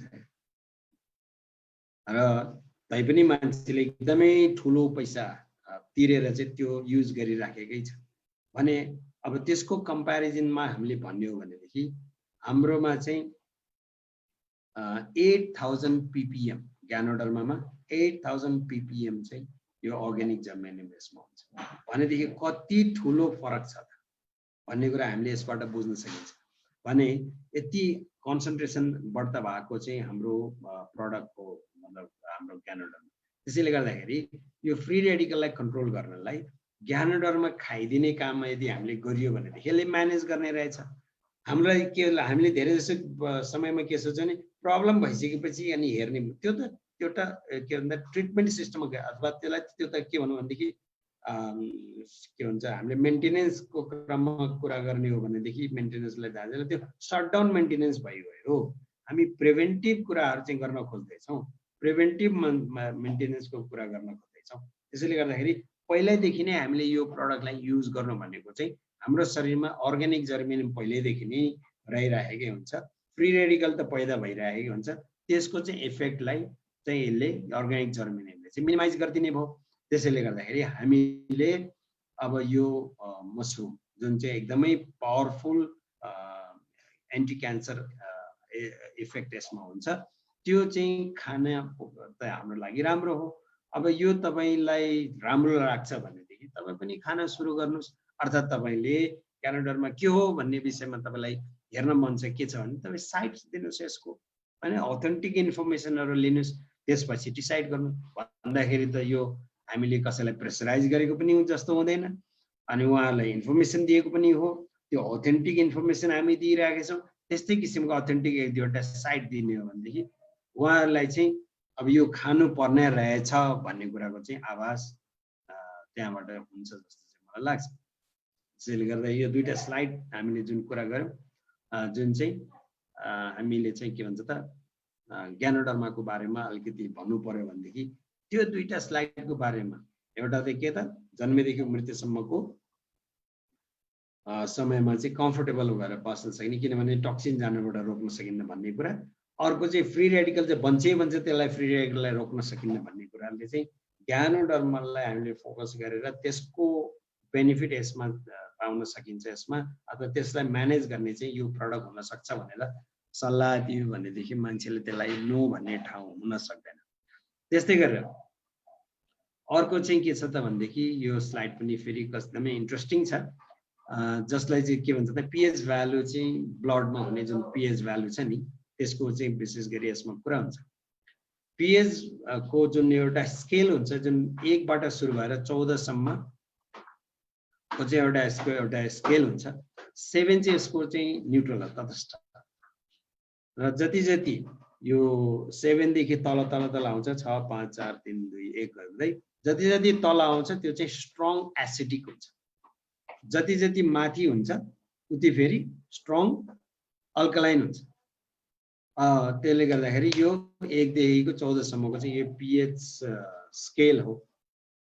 अब यो स्केल बाट हामीले चाहिँ के बुझ्नुपर्छ भनेदेखि रिकमेन्डेड भनेर जुन भनिएको छ 7.35 देखि 7.45 भनेको चाहिँ हाम्रो पिएच भ्यालु हाम्रो शरीरमा मान्छेको शरीरमा चाहिँ पिएच भ्यालु 7.35 देखि 7.45 सम्म यदि मेन्टेन गर्न सकियो भने अमेरिकाको एकजना ठुलो डक्टर साइन्टिस्टले चाहिँ उहाँले पनि 10 वर्षसम्म रिसर्च गरेर के भन्नुभएको छ कन्क्लुड गर्नुभएको छ भनेदेखि यसमा यदि यो न्यारो जुन स्पेस छ यसमा हामीले चाहिँ मेन्टेन गर्न सकियो भनेदेखि अमेरिकामा जति बिमारीहरू छन् ती बिमारीको चाहिँ 80% बिमारी घरै बसी सन्चो हुन्छ भनेर चाहिँ उहाँले भन्नुहुन्छ।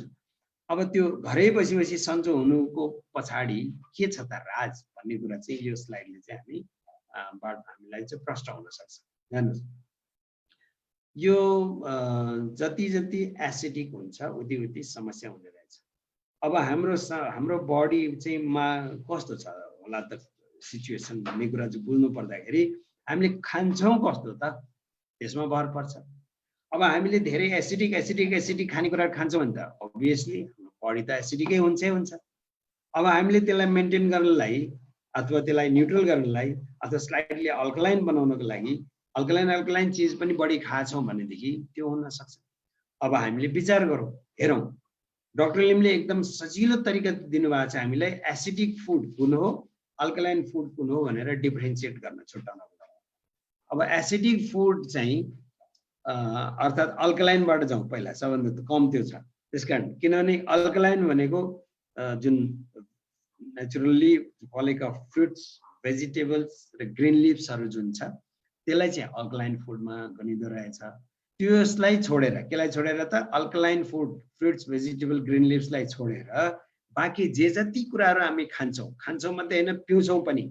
कतिपय ठाउँमा त पानी पनि एसिडिक छ। पानी भनेर मात्रै हुँदैन, भनिन्छ नि कुण्ड कुण्ड पानी मुण्ड मुण्ड बुद्धि भनेर। कुण्ड कुण्ड पानी ठाउँ ठाउँको पानी अनुसार, अथवा अहिले हामी मिनरल वाटर किनेर खान्छौँ भनेदेखि फ्याक्ट्री पानी भन्ने पनि भयो। कुण्ड कुण्ड पानीको ठाउँमा अब कुण्डमा त कहाँ गएर मान्छेले पाउँछ र, सायद वर्षमा एकचोटि गोसाई कुण्ड जान्छ कि कुन कुण्ड जान्छ थाहा छैन। तर मैले भन्न खोजेको कुरा चाहिँ के त, हामी त डिपेन्ड हुन्छ त्यही फ्याक्ट्रीहरूमा जुन चाहिँ उनीहरू चाहिँ पानीलाई प्रशोधन गरेर बेचिरहेको हुन्छ, त्यो चाहिँ फ्याक्ट्रीमा भर पर्छ। कतिपय पानी तपाईँले हेर्नु होला पिएच, मैले युएमा पनि देखेको छु 6.9 को पानी पनि त्यहाँ बेचिरहेको छ भने मतलब त्यो चाहिँ स्लाइडली, त्यो त के भयो त, स्लाइडली एसिडिक भयो। पानी पनि न्युट्रल छैन भने मतलब बजारमा के भने अब हामीले कस्तो चाहिँ खानेकुराहरू पिउने कुराहरू पिइराखेका छौँ त्यसमा डिपेन्ड गर्छ हाम्रो बडीको चाहिँ पिएच भ्यालु। किनभने हामीले जे खान्छौँ त्यो कुरा हाम्रो बडीले, त्यो हाम्रो बडी त्यस्तै हुने हो। त्यसैले अब हामीले के विचार गर्नु पर्यो भने हामीले कस्तो खानाहरू खान्छौँ त, अल्कालाइन खान्छौँ कि एसिडिक खान्छौँ। तर हामीले यदि एउटा मिटिङहरू पनि हामीले के गर्ने गरिन्छ भनेदेखि एउटा स्याम्पल लिन्छ कि एकजना व्यक्तिलाई लिएर तपाईँले हिजो के खानुभयो ब्रेकफास्टमा, लन्चमा, डिनरमा अथवा बिचबिचमा भन्दाखेरि यो 80% चाहिँ भन्दा बढी चाहिँ अल्कालाइन खानेकुरा खानुपर्ने रे, र 20% भन्दा कम खाना मात्रै एसिडिक खानुपर्ने। तर मान्छेको त्यो ठ्याक्कै उल्टो पनि भएको छ। उल्टो मात्रै होइन, कतिपय मान्छेको त त्यो 95% अथवा 99% जस्तो एसिडिक खाना भएको छ भनेपछि उसको ब्लड चाहिँ जुन त्यो एसिडिक नभएर के हुन्छ त नि। अब जब ब्लड एसिडिक हुन्छ, हेर्नुहोस् यहाँनिर आएर कुरो बुझ्नुपर्ने कुरा के, जब मान्छेको ब्लड एसिडिक हुन्छ अथवा मान्छेको बडी एसिडिक हुन्छ, सबैभन्दा एकदमै डरलाग्दो कुरा देखेन मान्छे सुत्न सक्दैन। मान्छेलाई सुत्न सक्दैन भन्नाले निन्द्रा लाग्दैन क्या। अनि त्यसपछि कस्तो हुन्छ नि, हाम्रो हिन्दी गाना छ नि एउटा, करबटे बदलते रहे सारी रातको भने जस्तो क्या। त्यसो भएर मान्छे यता फर्क्यो निन्द्रा लाग्दैन, करबटे यता फर्किनुलाई करबटे बदल्ने भन्छ कि हिन्दीमा। अनि यता फर्क्यो फेरि निन्द्रा आउँछ कि भने निन्द्रा आउँदैन। त्यसो भएर मान्छे सबैभन्दा ठुलो निन्द्रा, किन त एसिडिक बडीले चाहिँ अक्सिजनको फ्लो राम्रो गर्न सक्दैन बडीमा। जब बडी भनेको माइन्ड पनि हो, त्यसो भएर जब माइन्डमा राम्रोसँग अक्सिजनको फ्लो हुन सक्दैन, मान्छे रिल्याक्स हुन सक्दैन। त्यसो भएर उसकोमा अनेक थरी विचारहरू आउने, अनि उस माइन्ड रिल्याक्स नभएपछि ऊ सुत्न नसक्ने हुन्छ। त्यसो भएर यो मेरो पनि आफ्नो एक्सपिरियन्स हो। हेर्नुहोस् यो त थ्योरिटिकल कुरा हो होइन, त आफ्नो पनि मेरो पर्सनल एक्सपिरियन्स के छ भनेदेखि म जब सुरुमा युए गएको थिएँ त्यति बेला चाहिँ मेरो बडी अलरेडी एसिडिक भइसकेको रहेछ, किनभने मेरो फ्याटी लिभर त छँदै थियो र अब हाम्रो खानपिन लाइफस्टाइल त्यस्तै थियो नि त। त्यसले गर्दाखेरि मेरो एसिडिक बडी भइसकेको रहेछ, मलाई निन्द्रा लाग्थेन हेर्नुहोस् राति होइन। अनि कहिलेकाहीँ कस्तो हुन्थ्यो भने एक रात पुरै निन्द्रा नलाग्ने। म जब गर्थेँ, अनि जब गर्दाखेरि के हो त, बिहान उठेर त ड्युटी जानु छ, अनि गयो ड्युटी गरेर आयो, के गर्यो, एक रात पछि अर्को 2 रातको निन्द्रा खप्टेपछि फेरि निन्द्रा लाग्ने क्या। त्यस्तो किसिमको चाहिँ मैले आफैले पनि एक्सपिरियन्स गरेको कुरा छ। त्यसैले एसिडिक बडीले चाहिँ के त ब्लडको फ्लो राम्रो नभएर अक्सिजनको फ्लो पनि राम्रो नहुने रहेछ। त्यसो भएर हाम्रो शरीरमा अक्सिजन, ब्लडको फ्लो पनि हुन एकदमै जरुरी छ, अक्सिजनको फ्लो पनि हुन जरुरी छ। अब त्यो भएन भनेदेखि अहिले मैले भनिहालेँ सुत्न सक्दैन मात्रै होइन, खाना पच्दैन, हाम्रो बडीको सबै कुरा स्लो डाउन हुन्छ क्या। हाम्रो बडीको सबै कुरा फङ्सनहरू स्लो डाउन गरिदिन्छ। कतिपय समस्याहरू चाहिँ त्यसमा चाहिँ एकदमै चाँडै हुर्किन्छ, मतलब ब्याक्टेरिया भाइरसहरू जुन खतरनाक किसिमको कुराहरू जुन छ, र मान्छेलाई रोग साँच्चै निको चाँडै हुँदैन। यावत समस्याहरू, इन्फर्टिलिटीको प्रब्लम पनि आउन सक्छ, बच्चा नजन्मिने पनि हुन सक्छ मान्छेको। भने यी सारा समस्याहरू चाहिँ आउने कारण चाहिँ के रहेछ भनेदेखि त्यही ब्लडमा हुने पिएच भ्यालु चाहिँ हामीले त्यो स्लाइटली अल्कालाइन बनाउन नसकेका कारणले गर्दाखेरि, अर्थात् त्यो एसिडिकतिर गएको कारणले गर्दाखेरि। यसै पनि तपाईँ हामीले यसरी, अब हामी नेपालीको छोराछोरीलाई यसै पनि कृषिको विषयमा थाहा छ, त मैले चाहिँ के एउटा इक्जाम्पल जहिले पनि दिन्छु भनेदेखि हाम्रो पनि माटो बिगारिसकेका छ हेर्नुहोस् मान्छेहरूले के किसानले पनि माटोलाई बिगारिसकेका छ। त्यसमा रासायनिक मल अनेक थरी किसिमका मलहरू त्यसमा हालेर त्यो माटो चाहिँ अम्लीय बनाइसकेका छ। त्यसो भएर खेती गर्दा गर्दा गर्दा अब त्यो माटोको अम्लीयपन बढी अथवा एसिडिक नेचर त्यो बढी भइसकेका कारणले गर्दाखेरि त्यो प्रडक्ट त्यसमा चाहिँ प्रोडक्सन राम्रो हुँदैन, फसल राम्रो दिँदैन। त्यसो भएर हाम्रो जेटिएहरू हुन्छ त्यसको सम्बन्धी हेर्ने प्रोफेसनलहरू, उहाँहरूलाई चाहिँ लिएर जान्छ पहिला चाहिँ त्यो माटो के अरे धान फलेन राम्रो अथवा गहुँ फलेन भन्यो भनेदेखि मान्छे किसानले माटोको स्याम्पल लिनुपर्छ तपाईँको खेतको भनेर ठाउँ ठाउँको स्याम्पलिङ गर्छ। त्यो स्याम्पलिङ गरेर लिएर जान्छ, लिएर गएर के गर्ने हो त त्यो ल्याबमा गएर टेस्ट गर्ने। के को टेस्ट गर्ने त यही एसिडिक र अल्कलाइनको चेक गर्ने। त्यो माटो चाहिँ एसिडिक उनीहरूलाई थाहा छ अलरेडी एसिडिक छ भनेर, तर कति छ त त्यसको पिएच भनेर चाहिँ चेक गर्नको लागि। अनि उनीहरूले जति त्यसको पिएच घटेको छ माटोको त्यो अनुसार रिकमेन्ड गर्छ। त्यसमा चाहिँ अब त्यसलाई अल्कलाइन गर्ने बाटाहरू थुप्रै छन् अन्य पनि किसिमका, जस्तो एक साल खेती नगर्ने त्यसमा चाहिँ यतिकै अर्कै किसिमको त्यो घाँसहरू लगाइदिएर छोडिदिने जोतिदिने त्यसलाई चाहिँ फेरि त्यहीँ कुहाएर त्यसलाई चाहिँ बनाउने। अर्को एउटा तरिका छ त्यसले गर्दाखेरि एक सालको त फसल उसले खान पाएन होला। अर्को एउटा तरिका के छ भने कृषि चुन हाल्ने, त्यो चाहिँ अल्कलाइन हुन्छ हैन। कृषि चुन त्यसमा चाहिँ हालिदिएपछि त्यसले न्युट्रलाइज गरिदिन्छ अनि फेरि फल्न थाल्छ। यस्तो किसिमको रिकमेन्डेसनहरू चाहिँ उहाँहरूले गर्न थाल्छ। अब तपाईँ हाम्रो लागि मान्छेको लागि, त्यो त जमिनको लागि कुरा भयो, खेतको लागि बारीको लागि हैन। अब मान्छेको लागि यदि हाम्रो नर्मली हाम्रो चाहिँ छ के हाम्रो धेरै जसो मान्छेको एसिडिक नै छ बडी, त हाम्रो लागि चाहिँ अल्कलाइन बनाउनको लागि मसरुम सबैभन्दा पावरफुल यो संसारको अल्कलाइन एजेन्ट हो भनेर चिनिन्छ। त्यो पनि एकदमै हाइली कम्प्रेस फर्म। किन हाइली कम्प्रेस फर्म? दुनियाँमा अन्य पनि कम्पनीहरू छन् मसरुम बनाउने, तिनीहरूको चाहिँ प्रायः सो 8:1 त्यो रेसियोमा बन्दो रहेछ। भने मतलब 8 किलो मसरुमबाट 1 किलो बनाउने। हाम्रो जस्तो जिएल त तिनीहरूसँग छँदै छैन एउटा कुरा। अर्को कुरा भन्ने हो भने हाम्रो जस्तो चाहिँ जुन 6 वटालाई कम्बाइन गरेर एउटा बनायो क्यानाडामा त्यो तिनीहरूसँग त्यो छँदै छैन, एउटा होला सायद हैन। त्यहाँ माथि के त जिएल भन्ने त नामै छैन र रेसियो यदि उनीहरूको भन्ने हो भनेदेखि 8:1 भनेको 8 किलोबाट 1 किलो बन्ने। हाम्रो चाहिँ फेरि मसरुम गर्छ भने 20:1 मा बन्छ। भने मतलब 20 किलो फ्रेस मसरुमबाट 1 किलो बन्छ भने कति कम्प्रेस फर्म होला त त्यो, कति त्यो त्यसलाई के भन्छ त छन्दा छन्दा छन्दा गरेर ल्याएको। भनेको मतलब 1 चम्चा मसरुम यदि युज गर्नु भनेको पनि 20 चम्चा फ्रेस मसरुम चाहिँ खानु बराबरको हो। त्यसले गर्दाखेरि त्यसले थोरै खाए पनि धेरै काम गर्नुको कारण त्यो कफी मात्रै पिएर पनि मान्छेलाई हुन्छ कफीमा त थोरै छ अझ त्यतिले पनि मान्छेले काम गर्यो भने हामीले सुनिन्छ भनेदेखि 1 चम्चा त ठुलो हो। त्यसले गर्दाखेरि 1 चम्चा मसरुम खानु भने 20 चम्चा फ्रेस मसरुम रेड मसरुम खाएको जस्तो हो। अब अहिले नेपालमा पनि रेड मसरुमको खेती गर्ने मान्छेहरू थुप्रै देखिएको छ, भेटिएको छ। उनीहरूले एकदमै महँगो प्राइसमा बेचिराखेका छन्। यदि कम्पेयर गरेर हेर्ने हो भने के उनीहरूको पनि त्यसलाई कम्प्रेस गरेर ल्याउने भने त हाम्रो भन्दा धेरै महँगो पर्दो रहेछ हेर्नुहोस्। त हाम्रो त कस्तो हो भनेदेखि 20 जुन किलो छ त्यसलाई कम्प्रेस गरेर 1 मा ल्याएको फाइन पाउडर जुन छ त्यो पाउडर चाहिँ हामीले खाइन्छ, जुन चाहिँ संसारकै सबैभन्दा टप अल्कलाइन फुड भनेर चिनिन्छ। अब हाम्रो प्र्याक्टिस जुन छ हामीले चाहिँ नर्मली के हुन्छ त भनेदेखि अहिले कुरा हामीले यति कुरा बुझियो रे मान्यौ भनेदेखि भोलिदेखि गएर अल्कलाइन फुड खान्छु भनेरतिर चाहिँ हामी सायद प्र्याक्टिकली पोसिबल नहोला। हाम्रो लागि के पोसिबल हुन सक्छ भने जस्तो नर्मल खानेकुराहरू हामीले खान्छौँ ठिक छ, साथमा हाम्रो थोरै घ्यानडरमा खाइदिने। त्यसले के गर्यो त बिस्तार बडीलाई न्युट्रलाइज गर्दै गयो।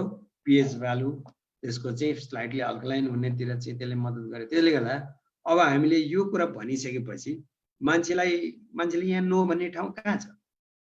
तपाईले नो भन्छ भनेदेखि उसको जसलाई तपाईले भनिराख्नु भएको छ हिजो तपाईले के खानुभयो, आज बिहान उठेर ब्रेकफास्टमा लन्चमा डिनरमा बीचमा चिया खाँदा के खाँदा अथवा टी टाइम भन्छ नि त कुकिज के खानुभयो हो त्यो लिस्ट आउट गर्नुहोस् न। अनि त्यो लिस्ट आउट गरेर के चाहिँ अल्कलाइन हो के चाहिँ एसिडिक फुड हो भन्ने कुरा त डाक्टर टिमले भनिदिइराख्नु भएको छ छुट्याउनको लागि। त्यो अनुसार छुट्याउनु छ भने उसको पर्सेन्टेज हेर्नुहोस् कति हुँदो रहेछ भनेर बस। अब त्यसपछि उसले नो भन्छ, नो भन्ने ठाउँ हुन्छ त्यहाँ। अब कुरो रह्यो के त हामीले कसरी प्रेजेन्ट गर्छौँ भन्ने कुरा हाम्रो त मान्छेलाई आँखा खुलाइदिने मात्रै काम हो।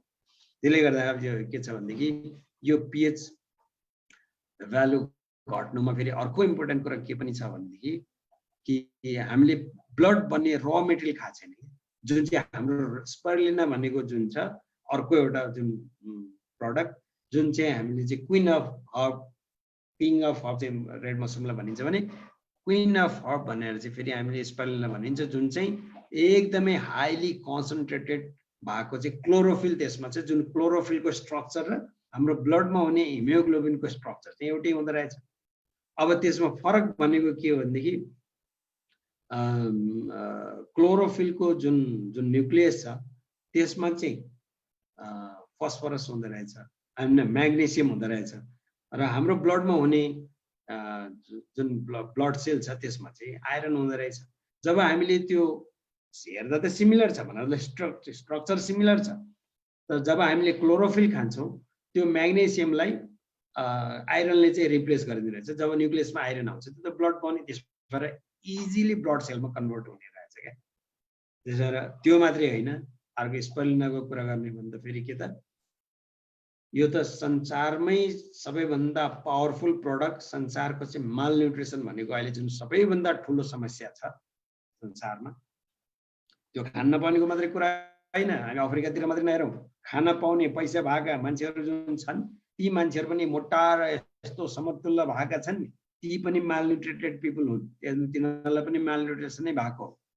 भने मतलब खान पाउने खान नपाउने दुइटैको मालन्युट्रिसन हुँदो रहेछ भने त्यो चाहिँ मालन्युट्रिसनको लागि चाहिँ एकदमै लाभदायक र त्यसलाई चाहिँ मालन्युट्रिसनलाई चाहिँ इरेडिकेट गर्न सक्ने प्रडक्ट भनेकै कारणले गर्दाखेरि डाक्टर लिमले चाहिँ यति ठुलो चाहिँ जस्तो $1 1 चाइल्ड $1 भनेर जुन अहिले चलिराखेको छ यो प्रोग्राम, तपाईँ हामीले पनि पार्टिसिपेट गर्न पाइने र एमसामसँग चाहिँ त्यो एग्रिमेन्ट भएर डाक्टर लिमले चाहिँ डोनेट गरिराख्नु भएको छ, तपाईँ हामीले पनि गरेका छौँ। भनेको मतलब के रहेछ त भनेदेखि कि यो हाम्रो चाहिँ pH भ्यालुलाई मात्रै होइन कि हाम्रो शरीरमा चाहिने अन्य पनि न्युट्रिएन्ट्सहरूलाई चाहिँ म्यानेज गर्नको लागि चाहिँ स्पाइरुलिनाको फेरि त्यत्तिकै महत्त्वपूर्ण रोल रहेछ भन्ने कुरा। यी कुराहरूबाट यति भनिसकेपछि मान्छेलाई धेरै अलि बुझ्ने मान्छेलाई क्या, होइन बुझ्ने मान्छेलाई यति भन्दा सायद धेरै भनिराख्नुपर्छ जस्तो चाहिँ मलाई लाग्दैन। त्यसैले यो चाहिँ भयो के त हाम्रो pH भ्यालुलाई मेन्टेन गर्ने कुरा। अब 5औं नम्बरमा हामी जाँदैछौँ, 5औं नम्बरमा हामी जाँदैछौँ, 4थोमा pH कुरा। 5औं नम्बरमा हामी जाँदैछौँ हाम्रो न्युट्रिसन र फुड पिरामिडको बारेमा कुरा गर्नको लागि। अब हेर्नुहोस्, मलाई जहिले पनि एउटा कुरा याद आउँछ, तपाईँहरूले पनि हेर्नुभयो हुन्छ गुगल गरेर कि फुड पिरामिड भनेर यस्तो जुन पिरामिड हुन्छ होइन ट्रायङ्गल सेपको, सबैभन्दा तल कार्बोहाइड्रेट, त्यसपछि प्रोटिन, यस्तो यस्तो हुँदै हुँदै गएर होइन भाइटामिन मिनरल्सहरूको कुराहरू आउँछ। र त्यो टिपमा चाहिँ डाक्टर हाम्रो रञ्जनले जहिले पनि के भन्नुहुन्छ भने इन्डियामा धेरै जसो प्रब्लम हुनुको कारण, हेल्थको इस्यु हुनुको कारण एउटा मान्छेले नुन खानुपर्ने चाहिँ उसलाई चाहिँ रिकमेन्डेड चाहिँ 3 ग्राम हरेक दिनमा, इन्डियाको मान्छेले चाहिँ 12 ग्राम खान्छ भन्छन् क्या, होइन। उहाँ त धेरै अब दिग्गज हो, धेरै एक्सपिरियन्स छ, होइन 45 वर्षभन्दा बढी चाहिँ हेल्थको विषयमा के भन्छ त एक्सपिरियन्स हुनु भनेको त फेरि त्यो पनि इन्डियाको top most senior most doctor भनेर चिनिनुहुन्छ भने इन्डियामा चाहिँ त्यस कारणले गर्दाखेरि यो प्रेसर हाइपरटेन्सन बढ्नुको कारण, इन्डियामा बढी हुनुको कारण नुन भनेर भन्छ। त्यसो भएर नुन चाहिँ कम खानु रे। नुन मात्रै होइन, त्यो टिपमा भने मतलब तल कार्बोहाइड्रेट छ अरे बेसमा भने मतलब हुँदै हुँदै गएर त्यो टिपमा चाहिँ 3टा कुरा एकदमै याद गर्नुपर्ने। एउटा हो नुन भनिहाल्यो, अर्को सुगर चिनी, होइन, त्यसपछि तेस्रो भनेको फ्याट। यो 3टा चिज चाहिँ सकेसम्म कम खानु रे। किन कम खानु त भनेदेखि नुन बढी हुन थाल्यो आज भोलि पर्सि गर्दा गर्दै त अब यो त वर्षौँदेखिको कुरा हुन्छ नि त, हुन थाल्यो त्यसले हाइपरटेन्सन ल्याउने। अब सुगर बढी हुन थाल्यो फेरि त्यसले चाहिँ अब डायबेटिक बनाउनुतिर लाने। अब जब धेरै नै हुन थाल्छ नि हाम्रो प्यानक्रियाजले काम गर्न चाहिँ नसक्ने, त्यसले धान्न नसक्ने किसिमको। अनि त्यसपछि गएर फ्याट बढी भयो, कोलेस्ट्रोल बढ्ने, के हुने, मान्छेलाई समस्या हुने। त यो तीनटा चिजलाई चाहिँ सकेसम्म कम खानु रे भनेर चाहिँ डाक्टर रञ्जनले भन्नुहुन्छ। र मलाई यो कुरा जहिले पनि त्यो याद आउँछ यो चाहिँ विषयमा कुरा गर्दाखेरि, फुड पिरामिडको कुरा गर्दाखेरि। अर्को इम्पोर्टेन्ट कुरा चाहिँ के छ भनेदेखि हाम्रो शरीरलाई चाहिने चिज के हो त्यो चिज खान चाहिँ हामीले कोसिस गर्नुपर्छ के। जस्तो अब हाम्रो शरीरलाई चाहिँ साइन्सले भने अनुसार न्युट्रिसनिस्टहरूले चाहिँ यो विषयमा पढेका हुन्छन् र उनीहरूले के भन्छन् भनेदेखि हाम्रो शरीरलाई दुई किसिमको चाहिँ न्युट्रियन्ट्सको जरुरत पर्छ। एउटा हो म्याक्रो जुन चाहिँ कमनली अभाइलेबल छ, अर्को हो न्युट्रियन्ट्स जुन चाहिँ माइक्रो, त्यो चाहिँ अलि के छ त अनकमन छ, कमनली पाइँदैन। त म्याक्रोमा के पर्छ त पानी, कार्बोहाइड्रेट, प्रोटिन, फ्याटहरू पर्छ। जुन चाहिँ पानी मान्छेले पिउँछ, कार्बोहाइड्रेट त जे खाए पनि कार्बोहाइड्रेट नै पाइन्छ। प्रोटिन भनेपछि अब हामीले गेडागुडी, दुध अथवा माछा मासु खानेबाट यसबाट पाइन्छ। फ्याट पनि त्यस्तै हो, फेरि दुध, दही अथवा तेल हामीले अथवा मासुबाट यो कुराहरूबाट फ्याट, यो चाहिँ चाहिने भन्दा बढी पाइरहेको छ कि मान्छेले। पानी सायद चाहिए जति खाएको छैन, पिँदैन होला मान्छेले, जति डक्टरले रिकमेन्ड गरेको हुन्छ। अन्य कुराहरू चाहिँ जति हामीलाई चाहिन्छ त्योभन्दा बढी यति पाइरहेको छ। यो माइक्रो न्युट्रियन्ट्सको कुरा। माइक्रो न्युट्रियन्ट्स भन्ने हुन्छ भाइटामिन्स, मिनरल, ट्रेस एलिमेन्ट, क्लोरोफिलहरू जुन हरियो के भन्छ पातहरूमा पाइन्छ यस्ता चिजहरू, अथवा भाइटामिन्स, मिनरल्सहरू चाहिँ धेरै जसो फ्रुट्स, भेजिटेबल, ग्रिन लिभ्स अहिले भनियो नि, त्यही कुरा त्यस्तैहरूबाट चाहिँ पाइन्छ। तर त्यो कुरा हामी एकदमै कम खान्छौँ। मलाई एउटा कुरा, एउटा म कहिले पनि बिर्सिँदैन यो कुरालाई के। अब हाम्रो साउथ इन्डियन साथीहरू हामीसँग धेरै चिनजान भयो, म विदेशमा बस्दाखेरि साउथ इन्डियन साथीहरूको खानामा चाहिँ त्यो करी पत्ता भन्ने हाल्दो रहेछ भन्ने कुरा, तरकारीमा क्या हाल्दो रहेछ भन्ने कुरा नि त्यहाँ गएर चाहिँ बढ्ता देखियो। र कतिपय साथीहरू जब खाना बस्छ नि त, त्यो त हेल्थको लागि राम्रो भनेर हो, त्यसबाट अन्य पनि केही न्युट्रियन्ट्सहरू छ होला त्यसमा। सँगैसँगै फेरि त्यो त क्लोरोफिल त हरियै पात त्यो हो, त्यसमा त क्लोरोफिल त छ। कतिपय साथीले खाना बस्दाखेरि त्यो साम्बार हुन्छ नि, साम्बार तरकारी भनौँ न हाम्रो नेपाली, त्यो तरकारीमा हालेको त्यो जुन छ नि के अरे करी पत्ता त झिक्दै फाल्दै गरेर बाँकी खाएको मैले देखेँ। भने जुन खानुपर्छ भनेर राखेको हो नि त, त्यो त साइन्टिफिकली चाहिन्छ भनेर ट्रेडिसनल तरिकामा पनि मान्छेले चाहिँ त्यो अप्लाई गरिराखेकै रहेछन् भन्ने कुरा त थाहा हुन्छ, तर मान्छेले नखाने क्या। त्यसो गरेर यो के छ त भनेदेखि न्युट्रियन्ट्सको कुरा गर्दै म्याक्रो माइक्रो दुवै मिलेको खाना खानु पर्यो। फुड पिरामिडको कुरा गर्ने भनेदेखि हामीले के त अघि भने जस्तो कार्बोहाइड्रेट, त्यसपछि प्रोटिन, यो हुँदै गएर होइन मिनरल्स, भाइटामिन्सहरू हुँदै गएर लास्टमा गएर टिपमा चाहिँ के त नुन, चिनी र चिल्लो चाहिँ एकदमै कम खाने। यो गरियो भनेदेखि हामी वास्तवमा हेल्दी लाइफस्टाइलतिर जान्छौँ। तर मेरो आफ्नो पर्सनल एक्सपिरियन्सको यदि मैले कुरा गर्ने हो भने हामी कहीँ पटक अब हामी धेरै विदेश पनि बसियो। म विदेशमा बस्दाखेरि पनि धेरै जसो म बाहिर त्यति खाना खान्थिनँ, तर मिटिङहरूको कारणले गर्दाखेरि बाहिर खान त पर्थ्यो। त बाहिर पनि मलाई अलि जे कुरा पनि के रेस्टुरेन्टतिर खायो भने नुन बढी लाग्ने, चिल्लो बढी लाग्ने त्यो देखिने के। त्यो कारणले गर्दाखेरि म त्यति मलाई बाहिर खान मन लाग्थेन। काठमाडौँ अथवा नेपालमा आएपछि नि यहाँ पनि त्यस्तै छ हेर्नुहोस्। यहाँ पनि के त जहाँ खायो, कुनै भोज भतेर हुन्छ के हुन्छ होइन, कति पैसा खर्च गरेर मान्छेले कहाँबाट चाहिँ त्यो क्याटरिङवालालाई बोलाएर के गरेर चाहिँ पैसा खर्च गरेर चाहिँ बनाएको छ खाना चाहिँ। मान्छे थुप्रै बोलाएको छ, त्यो बोलाउनको लागि कार्ड मात्रैमा कति खर्च गरेको छ होला। तर जब खाना लाग्यो पहिल्यै नुन चस्सै मुखमा जिब्रोमा भिज्छ क्या, भने मतलब नुन बढी हुन्छ क्या। चिल्लो पनि त्यस्तै बढी हुन्छ हेर्नुहोस्। अनि पिरो त अब पिरोले बढी भएर त खासै त्यस्तो फरक त पर्दैन। तर नुन र के त चिल्लो मरमसला मसला अब मलाई अनि त्यो जहाँ गए पनि त्यस्तै मान्छेलाई अब त्यही मन पर्दो रहेछ, अथवा त्यो बानी लागिसक्यो क्या। त्यो बानी त हो नि, त्यो टेस्टको बानी हुन्छ क्या मान्छेलाई। आज नुनिला अलिक बढी खायो, भोलि झन् बढी, त्यो बढी अथवा त्यो खालको भएन भनेदेखि मिठो नलाग्ने खालको त्यस्तो हुन्छ। त्यो हेबिट गर्नै हुँदैन। त्यसले गर्दाखेरि मान्छेलाई ठुलो समस्याहरू हेल्थको आउने रहेछ। त्यसैले हामीले न्युट्रिएन्ट्स कम्प्लिट न्युट्रिएन्ट्स भएको खानेकुरा पनि हामीलाई चाहियो। फुड पिरामिडमा बताए अनुसारको हामीले त्यो किसिमको म्यानेज गरेर हाम्रो खाना खानु पर्यो। अब सोध्नु न यो कुरा तपाईँले गर्नुहुन्छ? यस्तै छ त तपाईँको घरमा, तपाईँको पर्सनल लाइफमा, तपाईँको फ्यामिलीमा? अवश्य पनि छैन। अब यसको ठाउँमा के गर्ने त? फेरि त्यो स्पिरुलिनाको नाम लिन चाहन्छु म। स्पिरुलिना यस्तो प्रडक्ट हो जसमा म्याक्रो पनि न्युट्रिएन्ट्स, माइक्रो पनि न्युट्रिएन्ट्स। माइक्रो न्युट्रिएन्ट्सको त्यो त खानी हो, त्यो खानी मात्रै होइन, त्यो चाहिँ हाइली कन्सन्ट्रेटेड फर्ममा चाहिँ त्यहाँ भाइटामिन ए भन्नुहोस् अथवा भाइटामिन कुनै पनि रेन्जका भाइटामिनका रेन्जहरू भए, मिनरल्सका रेन्जहरू भए, यो ट्रेस एलिमेन्ट, क्लोरोफिल, यो सारा चिज यसमा भएको चाहिँ एउटै मात्रै प्रडक्ट छ, त्यो हो स्पिरुलिना।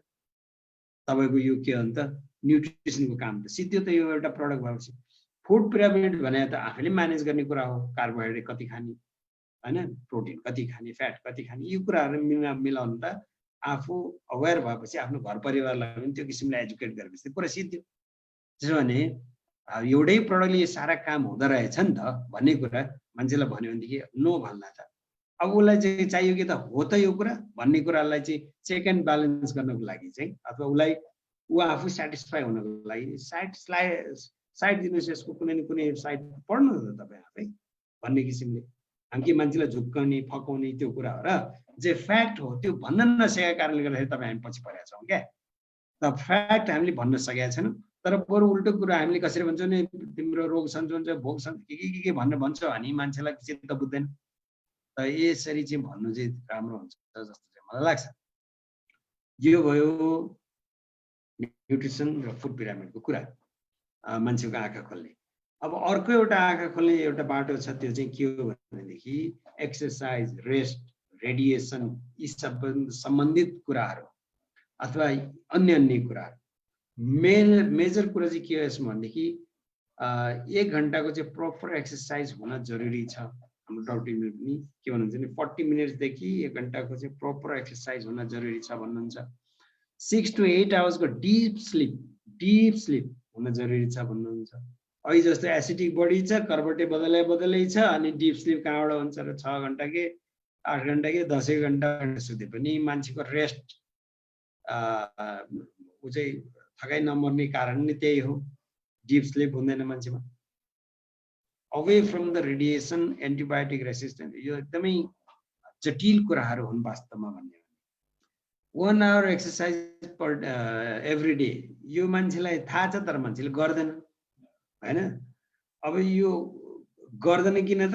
सायद कसैलाई अल्छी लाग्छ, सायद कसैले गर्न नगरे पनि चलिरहेकै छ नि भन्ने किसिमको नेग्लिजेन्स गरेको छ, हैन। अब कसैले चाहिँ के छ भनेदेखि कहाँ गएर गर्ने भन्ने ठाउँको पनि समस्या होला। कसैलाई फेरि के छ त भनेदेखि आइडिया पनि छैन होला कसरी गर्ने भनेर। यी कुरा यावत कुराले गर्दाखेरि मान्छेले एक्सर्साइज गरिरहेका हुन्न। हाम्रो डाक्टर रञ्जनले के भन्नुहुन्छ भने अरू कुरा केही पनि गर्न सकिएन अरे मानिलिउँ भने पनि कमसेकम आधा घन्टा हिँड, अलि छिटो किसिमले आधा घन्टा हिँड एभ्री डे भन्ने चाहिँ 20 मिनटदेखि 30 मिनट चाहिँ हिँड्नै पर्छ भनेर भनिन्छ क्या। भने त्यो पनि गर्न सकिएन, कतिले गर्दैनन्। ल केही पनि गर्न सकेन भने पनि म तपाईहरुलाई आज एउटा एक्सर्साइज सिकाउन तपाईहरुसँग चाहिँ शेयर गर्न चाहन्छु। मलाई लाग्छ तपाईहरुले सुनिराख्नु भयो होला, किनभनेदेखि म त एक्लै खुरु बोलिरहेको छु। बोल्न चाहिँ कसैले मलाई यस भनिदिए हुन्थ्यो, किनभने मेसेजतिर हेर्दा अलि टाइम पनि लाग्ला। हाम्रो सेबास्टियन भाइ, यस भानु भाई, हाँ ओके, सुन रहे हो ना मेरे को? सुन रहे। Thank you. अच्छा, तपाईहरुलाई मैले चाहिँ एउटा सजिलो एउटा चाहिँ एक्सर्साइज जुन घरमै बसी हिँड्न नि सक्दैन रे, एक्सर्साइज गर्न पनि जान्दैन, ती मान्छेलाई घरमै बसी एक्सर्साइज खाली हातैमा चाहिँ एक्सर्साइज गर्ने, हातैमा। किनभने यो हाम्रो पामको चाहिँ यसमा चाहिँ हाम्रो शरीरको विभिन्न किसिमका चाहिँ नर्भस सिस्टमका चाहिँ जुन पोइन्टहरू चाहिँ यहाँ हुन्छ।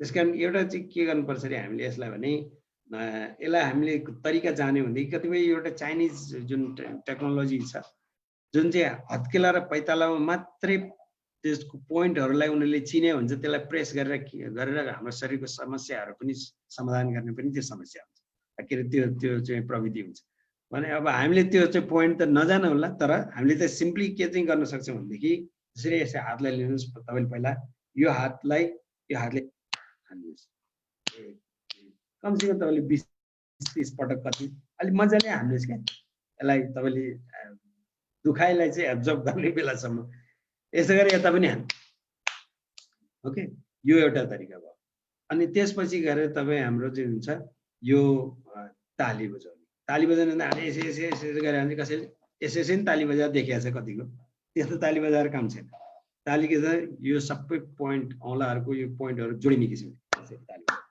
तपाईँले यो राति नगर्नु होला अहिलेको राति मिटिङ भइरहेको छ यहाँ त सायद मान्छेले के भएछ भन्ला तर कुनै एउटा मौका पर्दाखेरि बिहान अथवा कुनै बेला त फरक पर्दैन अथवा एउटा म्युजिक बजाइदिनुहोस् त्यसपछि यो खासै मान्छेलाई त्यति डिस्टर्ब हुँदैन यो यसरी पनि तपाईँले अलिक मजाले यसलाई थपडी मार्नु पहिला के भयो यो भयो त्यसपछि यो भयो अनि यो भयो अनि त्यसपछि तपाईँ यो बक्सिङले तपाईँले आफ्नो हत्केलालाई आफूले हान्ने क्या हान्ने यसलाई पनि हान्ने यतिसम्म भयो अनि त्यसपछि गएर तपाईँले के भने यो एउटा जोइन्ट छ नि यो हात यसलाई यसरी यसो यो यस्तो सर्कल पारेर अलिकति हाम्रो मसाज अथवा बडी लोसन छ नि ह्यान्ड एन्ड बडी लोसन हाम्रो त्यो भयो भने अलिक सजिलोसँग हुन्छ यो नत्र भने अलि अप्ठ्यारो लाग्छ यसलाई के भन्छ फ्रिक्सन बढ्दा भएको हुन्छ तेल अलिकति अथवा बडी लोसन भयो भने मजाले हो यसलाई यसो गर्ने फेरि यता यसो गर्ने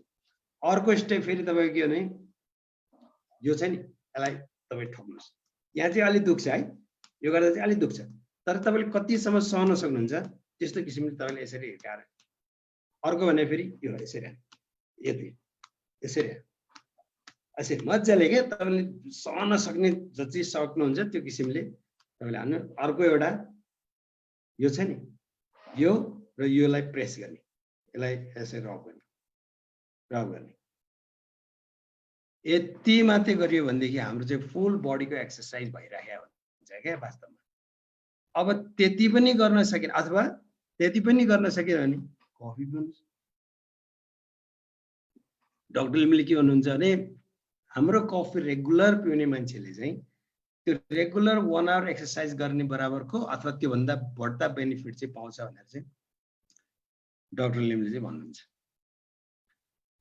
भने कफी पिउने सिम्पली यति जसले पनि गर्न सके नभए पनि यो कफी पिउने अहिले मैले भने जस्तो यति गर्नलाई चाहिँ 2 मिनटको काम कफी पिउँदै हुने काम हामीले केही काम गरिरहेको त्यही बेला हुने काम भने यस्तो त हामीले गर्न सकिहालिन्छ नि यति मात्रै गर्नु ठुलो कुरो छैन 6 to 8 आवर्स चाहिँ राम्रोसँग सुत्ने कोसिस गर्ने अब यो अवे फ्रम द रेडिएसन भन्ने कुरा चाहिँ फेरि कस्तो हो भनेदेखि प्र्याक्टिकली पोसिबल सायद मान्छेलाई छैन होला मोबाइल सेट मान्छेहरूको हरेकको हातमा छ कसैको एउटा होइन दुईटा छ त्यो चाहिँ अब आवश्यकताको पनि कुरा होला तर कतिपय मान्छेले चाहिँ यो मोबाइललाई यहाँ अगाडिको पकेटमा यसरी राखेर हिँड्छ नि मैले त्यो देखेँ मलाई सक लाग्यो भित्र के छ त हार्ट अमूल्य चिज भित्र छ यो यसको मूल्य कति होला यो यसको मूल्यमा यो पाइन्छ त पाइँदैन तर यसको रेडिएसन कति हुन्छ भन्ने कुरा त हामीले अलि भर टेस्ट गर्दा पनि थाहा हुन्छ भने यो मात्रै होइन बच्चाहरूलाई आजकल के हुन्छ भने हाम्रो चाहिँ हामी बच्चा हुँदाखेरि अथवा हामीले पनि बच्चा सानसाना हुँदाखेरि टालाटुली बटुली कति राम्री पुतली भनेर चाहिँ टालाटुलीको पुतली बनाएको हात बनाएको खुट्टा बनाएको टाउको बनाएर त्यस्तो खेल्ने गर्थे आजकलको बच्चालाई त्यसले हुँदैन हेर्नुहोस् आजकलको बच्चालाई ट्याब्लेट चाहिन्छ आजकलको बच्चालाई मोबाइल चाहिन्छ नत्र भने रिसाउँछ भात खाँदैन अथवा होइन त्यस्तो किसिमको चाहिँ हुन्छ तर यो गजेट्सहरू भयो होइन ल्यापटप भयो जुन ट्याब्लेट भयो मोबाइल भयो यी सारा कुराहरू मात्रै होइन हाम्रो चाहिँ किचनमा युज हुने थुप्रै किसिमका इक्विपमेन्टहरू माइक्रोवेभ ओभन रेफ्रिजरेटर यी सारा कुराहरूबाट आउने रेडिएसन रेडियो टेलिभिजन योबाट आउने जुन रेडिएसन छ यो उसको पनि दुष्प्रभाव चाहिँ प्रशस्त मात्रामा छ यसको विषयमा तपाईँले जान्नु पर्यो भनेदेखि चाहिँ स्पिरुलिनाको जुन हरियो बुक त्यहाँ पाइन्छ हरेक ल्याङ्ग्वेजमा होइन भने मतलब हिन्दी ल्याङ्ग्वेज अथवा नेपाली बङ्गलामा पनि छ क्यारे त्यसको चाहिँ यो तपाईँहरूले के भन्छ त यो के अरे रसियन एउटा कन्ट्री जुन छ त्यसमा भएको चाहिँ जुन तपाईँहरूले पढ्नुभयो भनेदेखि रेडिएसनको प्रभाव र रेडिएसनको दुष्प्रभाव त्यो चाहिँ कहिले त जमानामा कहिले चाहिँ वार भएको थियो त्यो बेला वार भएको चाहिँ रेडिएसनको प्रभाव चाहिँ अहिले दुष्प्रभाव चाहिँ अहिले प्लान्टदेखि लिएर गएर मान्छेको सानसानो बच्चामा परेको छ र ती बच्चाहरूलाई चाहिँ स्पेरुलिना खुवाएर मान्छेलाई चाहिँ स्पेरुलिना खुवाएर धेरै मान्छे चाहिँ रिकभर भएको छन् भन्ने कुरा चाहिँ त्यसमा रिसर्चमा लेखिएको छ त्यो भनेपछि त्यो चाहिँ काम सकेसम्म यसलाई तपाईँहरूलाई मेरो सजेसन के हो भने यहाँ नराख्ने सुत्दाखेरि आफ्नो नजिक टाउको कसैको हेरी यहीँ राखेर निधाउने त्यस्तो बानी हुन्छ त्यो नगर्नु होला सकेसम्म यसलाई टाढा राख्ने क्या युज गर्ने बेला गर्नु पर्यो अथवा बडीमा राख्दाखेरि पनि बडीको अलि लोवर पार्टतिर राख्ने कि यस्तो यो चेस्टतिरको वरिपरि नराख्ने यसलाई भने यसबाट हामी त्यसरी चाहिँ जोगिन सकिन्छ र अर्को वे आउट भनेको त स्पिरुलिना खाने त्यसबाट चाहिँ रेडिएसनको चाहिँ जुन छ प्रभाव त्यसलाई पनि कम गर्ने पावर चाहिँ त्यसमा छ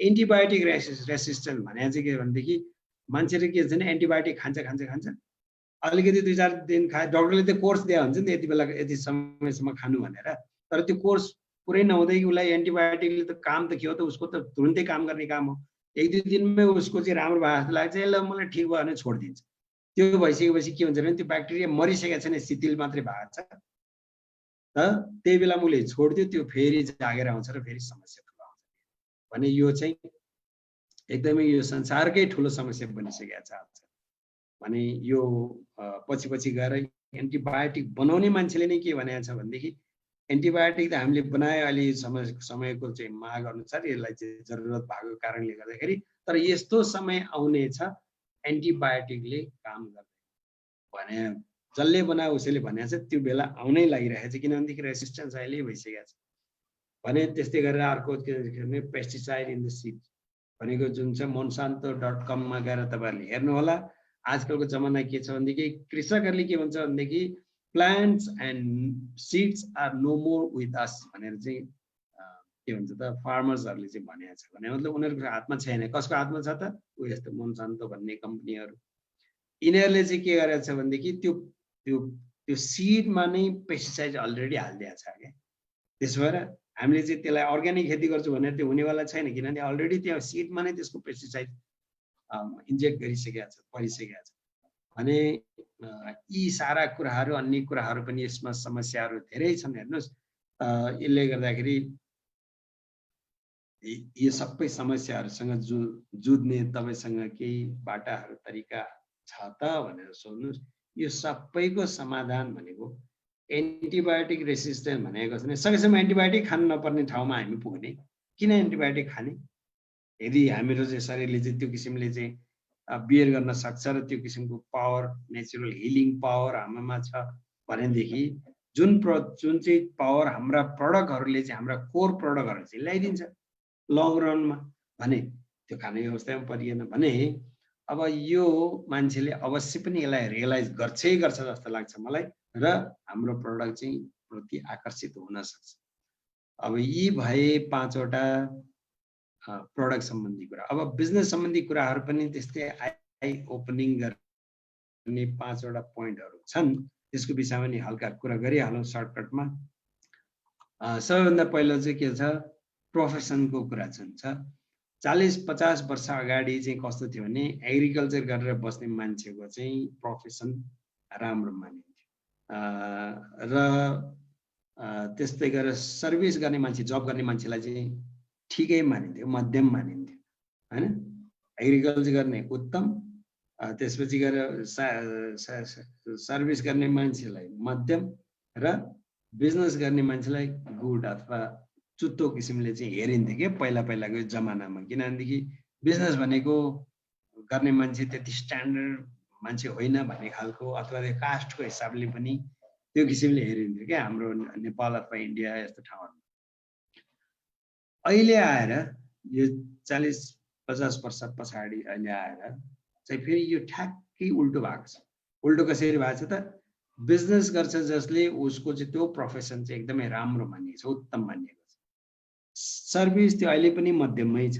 एग्रिकल्चर चुत्तो बनाएको छ मान्छे, पहिलाको उत्तम अहिले चुत्तो भएको छ। कारण के त, मान्छेले त्यो एग्रिकल्चर चुत्तो ठानेको कारणले गर्दाखेरि सायद यहाँ धेरै देश छोडेर विदेश बस्ने साथीहरू, नेपाली साथीहरूले पनि सायद यो कुरा सुनिराख्नु भयो होला। अहिले नभए पनि यो मलाई लाग्छ यसको यो सेभ पनि हुन्छ मिडल इस्टबाट र ब्रोडकास्ट पनि भइरहेको होला फेसबुकमा, साथीहरू सुन्नुहुन्छ। त्यही कारणले गर्दा हामीले चुत्तो ठानेको कारणले गर्दाखेरि तपाईँ हामी नेपालीको सुकुम्बासी भन्ने त अब कोही नाम मात्रैको सुकुम्बासी छ, कतिपय सायद होलान् पनि, तर धेरै सुकुम्बासी भन्ने छैनन् नेपालमा। सबैको एउटा घर, अलिकति जग्गा, धेरै थोरैको कुरा प्रायको छ भने त्यो ठाउँमा हाम्रो ठाउँ भनेको कस्तो भने फाल्दे हुने ठाउँ क्या। हामी यदि अरबमा छौँ भनेदेखि त्यहाँ चाहिँ केही जात नहुने त्यस्तो चाहिँ के बालुवा पनि पड्किने ठाउँमा त्यहाँ खेती गरेको छ भने हाम्रो त फाल्दे हुने ठाउँ छ भने यस्तो ठाउँलाई चाहिँ छोडेर हामी विदेशमा गएका छौँ। त्यसलाई किन त जग्गा नभएर पनि होइन, किन भएर त त्यसलाई चुत्तो ठानेको कारणले गर्दाखेरि। र बिजनेस गर्ने मान्छे जुन चाहिँ जसका हामी काम गरेका छौँ, जसलाई हामी अर्बाब भन्छौँ अथवा जो चाहिँ कुनै फ्याक्ट्रीको मालिक छ, त्यसलाई त्यो चाहिँ के त बिजनेसम्यान हो होइन। त्यो बिजनेसम्यानको लाइफस्टाइल हेर्नुहोस्, उसको फरक छ, हाम्रो लाइफस्टाइल त्यस्तो छैन। हामी उनलाई रेस्पेक्ट गर्छौँ बढ्ता होइन। भनेको मतलब के त, बिजनेस चाहिँ उत्तम अहिले चाहिँ उत्तम भएको छ, सर्भिस अहिले पनि मध्यम हो, एग्रिकल्चर चाहिँ अहिले चुत्तो भएको छ भनेदेखि बिजनेस गर्नुपर्ने रहेछ नि त अहिलेको जमानामा त भन्ने कुरामा चाहिँ तपाईँ एग्री हुनुहुन्छ भने पहिला एग्री गराउनुहोस् उसलाई क्या। भन्छ भने कतिपय मान्छे जब माइन्डसेट हुन्छ क्या। हेर्नुहोस्, जब माइन्डसेट भएको मान्छे के भन्छ, जब जब जब जब भनेर बस्छ, बिजनेसतिर उसले सोच्दैन, उसले सारा कुरा त्यही जबभित्रै देखेको हुन्छ कि त अहिले म यस्तोमा छु, अहिले चाहिँ म सुपरभाइजर छु, म चाहिँ एरिया म्यानेजर हुन्छु अथवा म्यानेजर हुन्छु अथवा के हुन्छु भन्ने मात्रै उसले सोचिरहेको, नभने यो कम्पनी छोडेर अर्को कम्पनी राम्रो बेटर जब हेर्दै जान्छु भन्ने मात्रै उसको जबमै मात्रै ओरिएन्टेड हुन्छ क्या। जब माइन्डसेट भएको मान्छे, मेरो स्यालेरी यसरी बढ्छ यस्तो। तर बिजनेस भनेको कस्तो भनेदेखि लिमिटेसन हुन्न। जबमा त लिमिटेसन हुन्छ नि त, बिजनेसमा लिमिटेसन हो। बिजनेसमा तपाईँ अनलिमिटेड प्रोग्रेस गर्न सक्नुहुन्छ भने त्यो सायद जबमा हुन सक्दैन। भने जब मान्छेलाई यो जब माइन्डसेटबाट चाहिँ बिजनेस माइन्डसेटमा एग्री गराउन सकिन्छ अनि बल्ल उसले कुरा सुन्न थाल्छ। अर्को एउटा पोइन्ट चाहिँ एकदमै छ, यो धेरैलाई मन पराउनु भएको छ यो स्लाइडलाई पहिला पनि। यो चाहिँ कस्तो भनेदेखि मनी फ्लक्चुएसन भर्सेस कमोडिटिज। हाम्रो जुन डे टु डे लाइफमा चाहिने चिजहरू जुन छ त्योसँग चाहिँ पैसा कसरी फ्लक्चुएसन भयो त यो संसारमा अहिलेसम्म भन्ने खालको एउटा एभरेजको एउटा चाहिँ फिगर हो। यो 1920 मा 1 रुपियाँ भए चल्थ्यो र एउटा फ्यामिली चलाउनको लागि। त्यसको ट्याक्कै 20 वर्ष पछाडि 1940 मा आएर चाहिँ 10 रुपियाँ चाहिन थाल्यो। 1960 मा 20 वर्ष पछाडि फेरि त्यसलाई 100 रुपियाँ चाहिन थाल्यो। 80 मा 1000 रुपियाँ चाहिन थाल्यो। 2000 त तपाईहरु जसले सुन्नु भएको छ तपाईहरु आफैलाई चाहिँ यसको एक्सपिरियन्स होला। 10,000 चाहिँ चाहिन्थ्यो रे एउटा फ्यामिली चलाउनको लागि नर्मली। भने 2020 जुन चाहिँ अहिले चलिरहेको छ यसमा चाहिँ 1 लाख रुपियाँ चाहिन्छ भनेर चाहिँ भनिन्छ। वास्तवमा यो 1 लाख पनि कम भइसक्यो क्या। अलिकति राम्रो लाइफस्टाइल चलाउँछु भन्ने हो भने चाहिँ 1 लाखले पनि नपुग्ने भइसकिसक्यो। र यदि यो जुन किसिमले चाहिँ यो बढिरहेछ हुन त यहाँ सुन्न थपेको छ देखिन्छ। तर यता 20-20 वर्षको अन्तर पनि त छ नि त। भने यो 20-20 वर्षमा चाहिँ यो प्रकारले यो कमोडिटिजको प्राइस र हाम्रो चाहिँ परिवारलाई चलाउने किसिमको अमाउन्ट अफ मनी चाहिँ त्यो हिसाबले चाहिँदो रहेछ भन्ने कुरा हामी यदि 2020 सम्म एग्री हुन्छौँ भने 2040 पनि त हाम्रो नजिकै छ नि त। अब 20 साल पछि त फेरि 40 पनि आउँछ। त्यति बेला चाहिँ 10 लाख चाहिने रहेछ। अहिले सुन्दाखेरि त होइन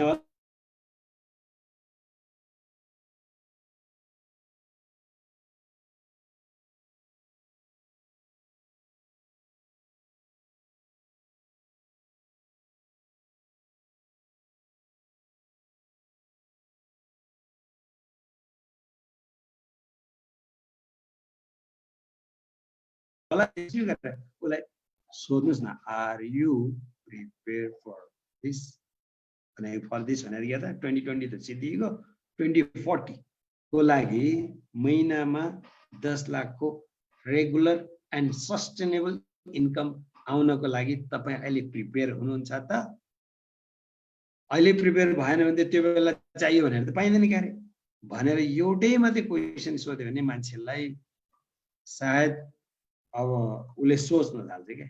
यदि जब गर्दैछ भने सायद 2040 पछि चाहिँ जब सायद रहन्न होला, गर्दैन होला। अहिले जब गर्दैछ भने जब छोड्छ त्यसपछि त इन्कम त जिरो हो।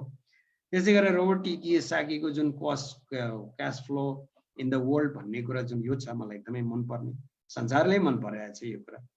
अब उनले चाहिँ के छ भनेदेखि 3-4 किसिमका जुन क्वाड्रेन्टमा चाहिँ यो संसारभरिका मान्छे छन्। एउटा इम्प्लोइ हो हैन, एउटा त्यसपछि सेल्फ इम्प्लोइ हो, अर्को चाहिँ बिजनेस बिग बिजनेस हो, अर्को चाहिँ इन्भेस्टर हो। अब हामीलाई सायद धेरै पैसा भएको भए त इन्भेस्ट गरेर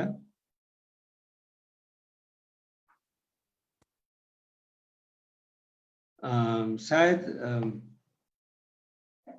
धेरै पैसा भएको भए त हामीले चाहिँ इन्भेस्ट गरिन्थ्यो होला, अथवा धेरै पैसा जोसँग छ उसले इन्भेस्ट गरेर उसलाई खास त्यो टेन्सन छैन, इन्भेस्ट गर्दा जति प्रफिट हुन्छ उसले पाइरहेको छ भने इम्प्लोइ जो छ उसँग ठुलो पैसा इन्भेस्ट गर्ने छैन। उसलाई चाहिँ इन्कम चाहिँ एउटा के त भनेदेखि उसलाई खालि आफूलाई मात्रै मेन्टेन हुने किसिमको चाहिँ इन्कम चाहिँ मान्छेले पाइरहेको छ होला भने सेल्फ इम्प्लोइ भने के हो त?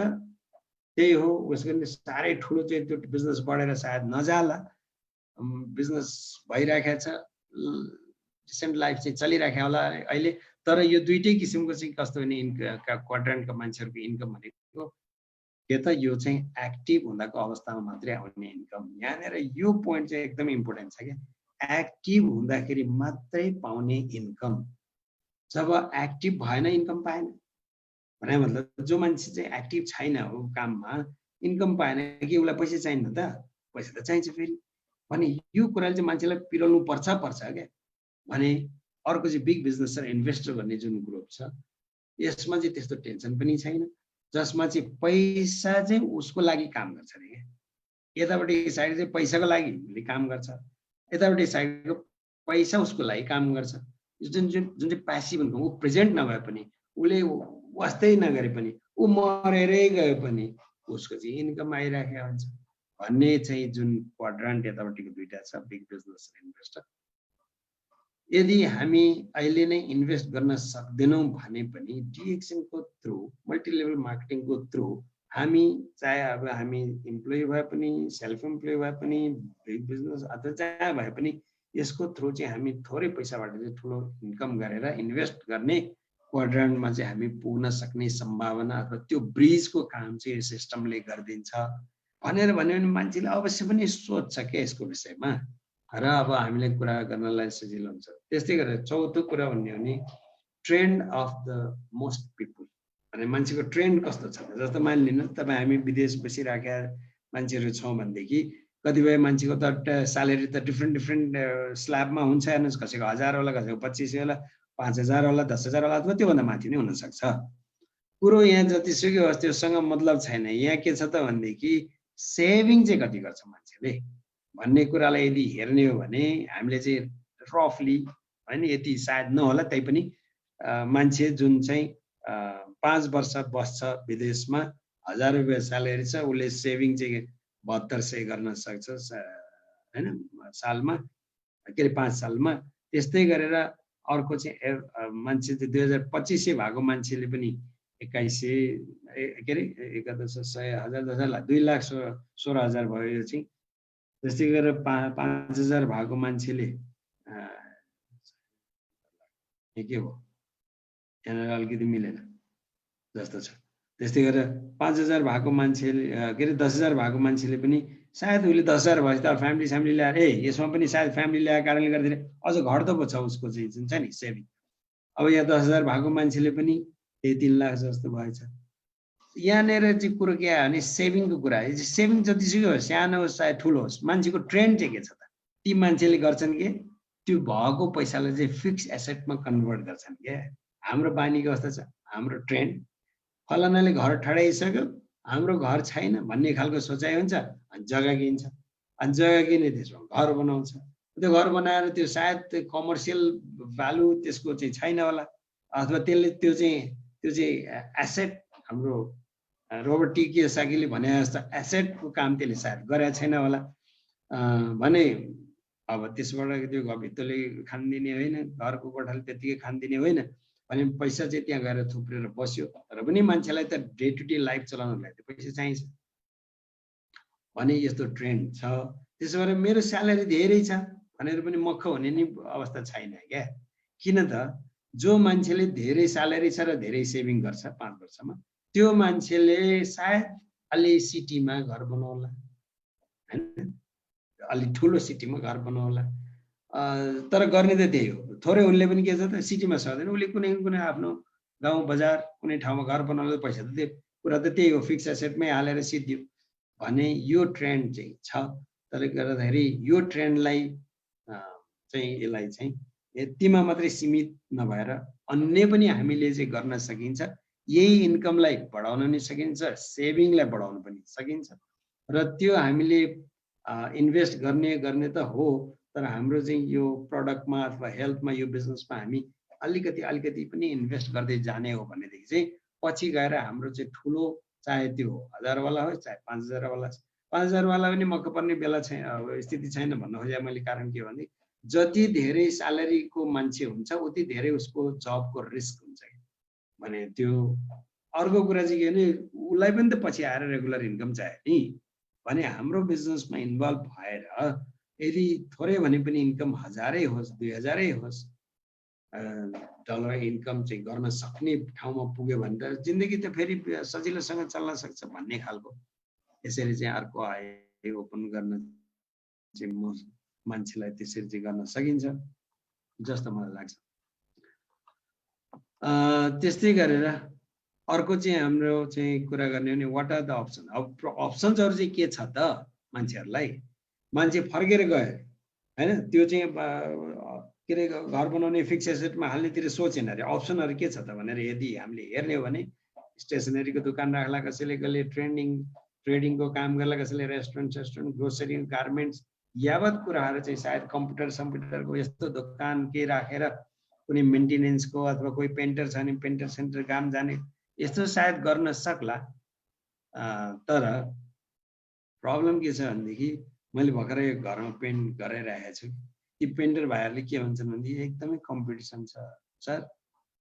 एउटाले भन्नु त भनेको थियो, अर्कैले गएर गरिदिने हो कि त्यहाँ मान्छे काम पाएको छैन, कम्पिटिसन बढ्ता छ, त्यसले गर्दाखेरि काम पाउन पनि गाह्रो छ भनेर अब त्यहाँ रिस्क फ्याक्टरहरु पनि अन्य कुराहरुले भन्दै थियो। अब त्यो सब कुराहरु नभनौं, तर मैले भन्न खोजेको कुरा चाहिँ के हो भनेदेखि हामीले जे गरे पनि अहिले त हामी मान्ने यदि हामी विदेशमा छौं भनेदेखि हामीले आएर यी भनिएका कुराहरुको कुनै पनि बिजनेस हामीले सुरु गर्न थाल्यौं भनेदेखि त्यो बिजनेस पर्टिकुलर त्यही बिजनेस गर्ने मान्छे यहाँ अलरेडी छन् क्या, कुनै पनि कन्ट्रीमा त्यो काम गर्ने अलरेडी छन्, तिनीहरुसितै कम्पिटिसन गर्ने हो, उनीहरु जमेर बसेका छन्। हामीले सायद त्यो किसिमले चाहिँ काम गरेर अथवा त्यो किसिमले चाहिँ एस्टाब्लिश हुन हामी धेरै समस्या पर्ला, धेरै सङ्घर्ष गर्नुपर्ने हुन सक्छ। भने यहाँ अन्तिम कुरा चाहिँ के आयो भनेदेखि पछि गएर त हामीले त गर्ने त बिजनेसै रहेछ नि त, यी मध्येको कुनै न कुनै हैन, कसैको ट्राभल एजेन्सी होला के होला। अब बिजनेस गर्ने कति वर्ष पछि फर्केर आउने यदि विदेश बस्नेहरुलाई मैले भन्दैछु है, कति वर्ष बस्ने हो बाहिर थाहा छैन, कति वर्ष पछि आउने हो थाहा छैन।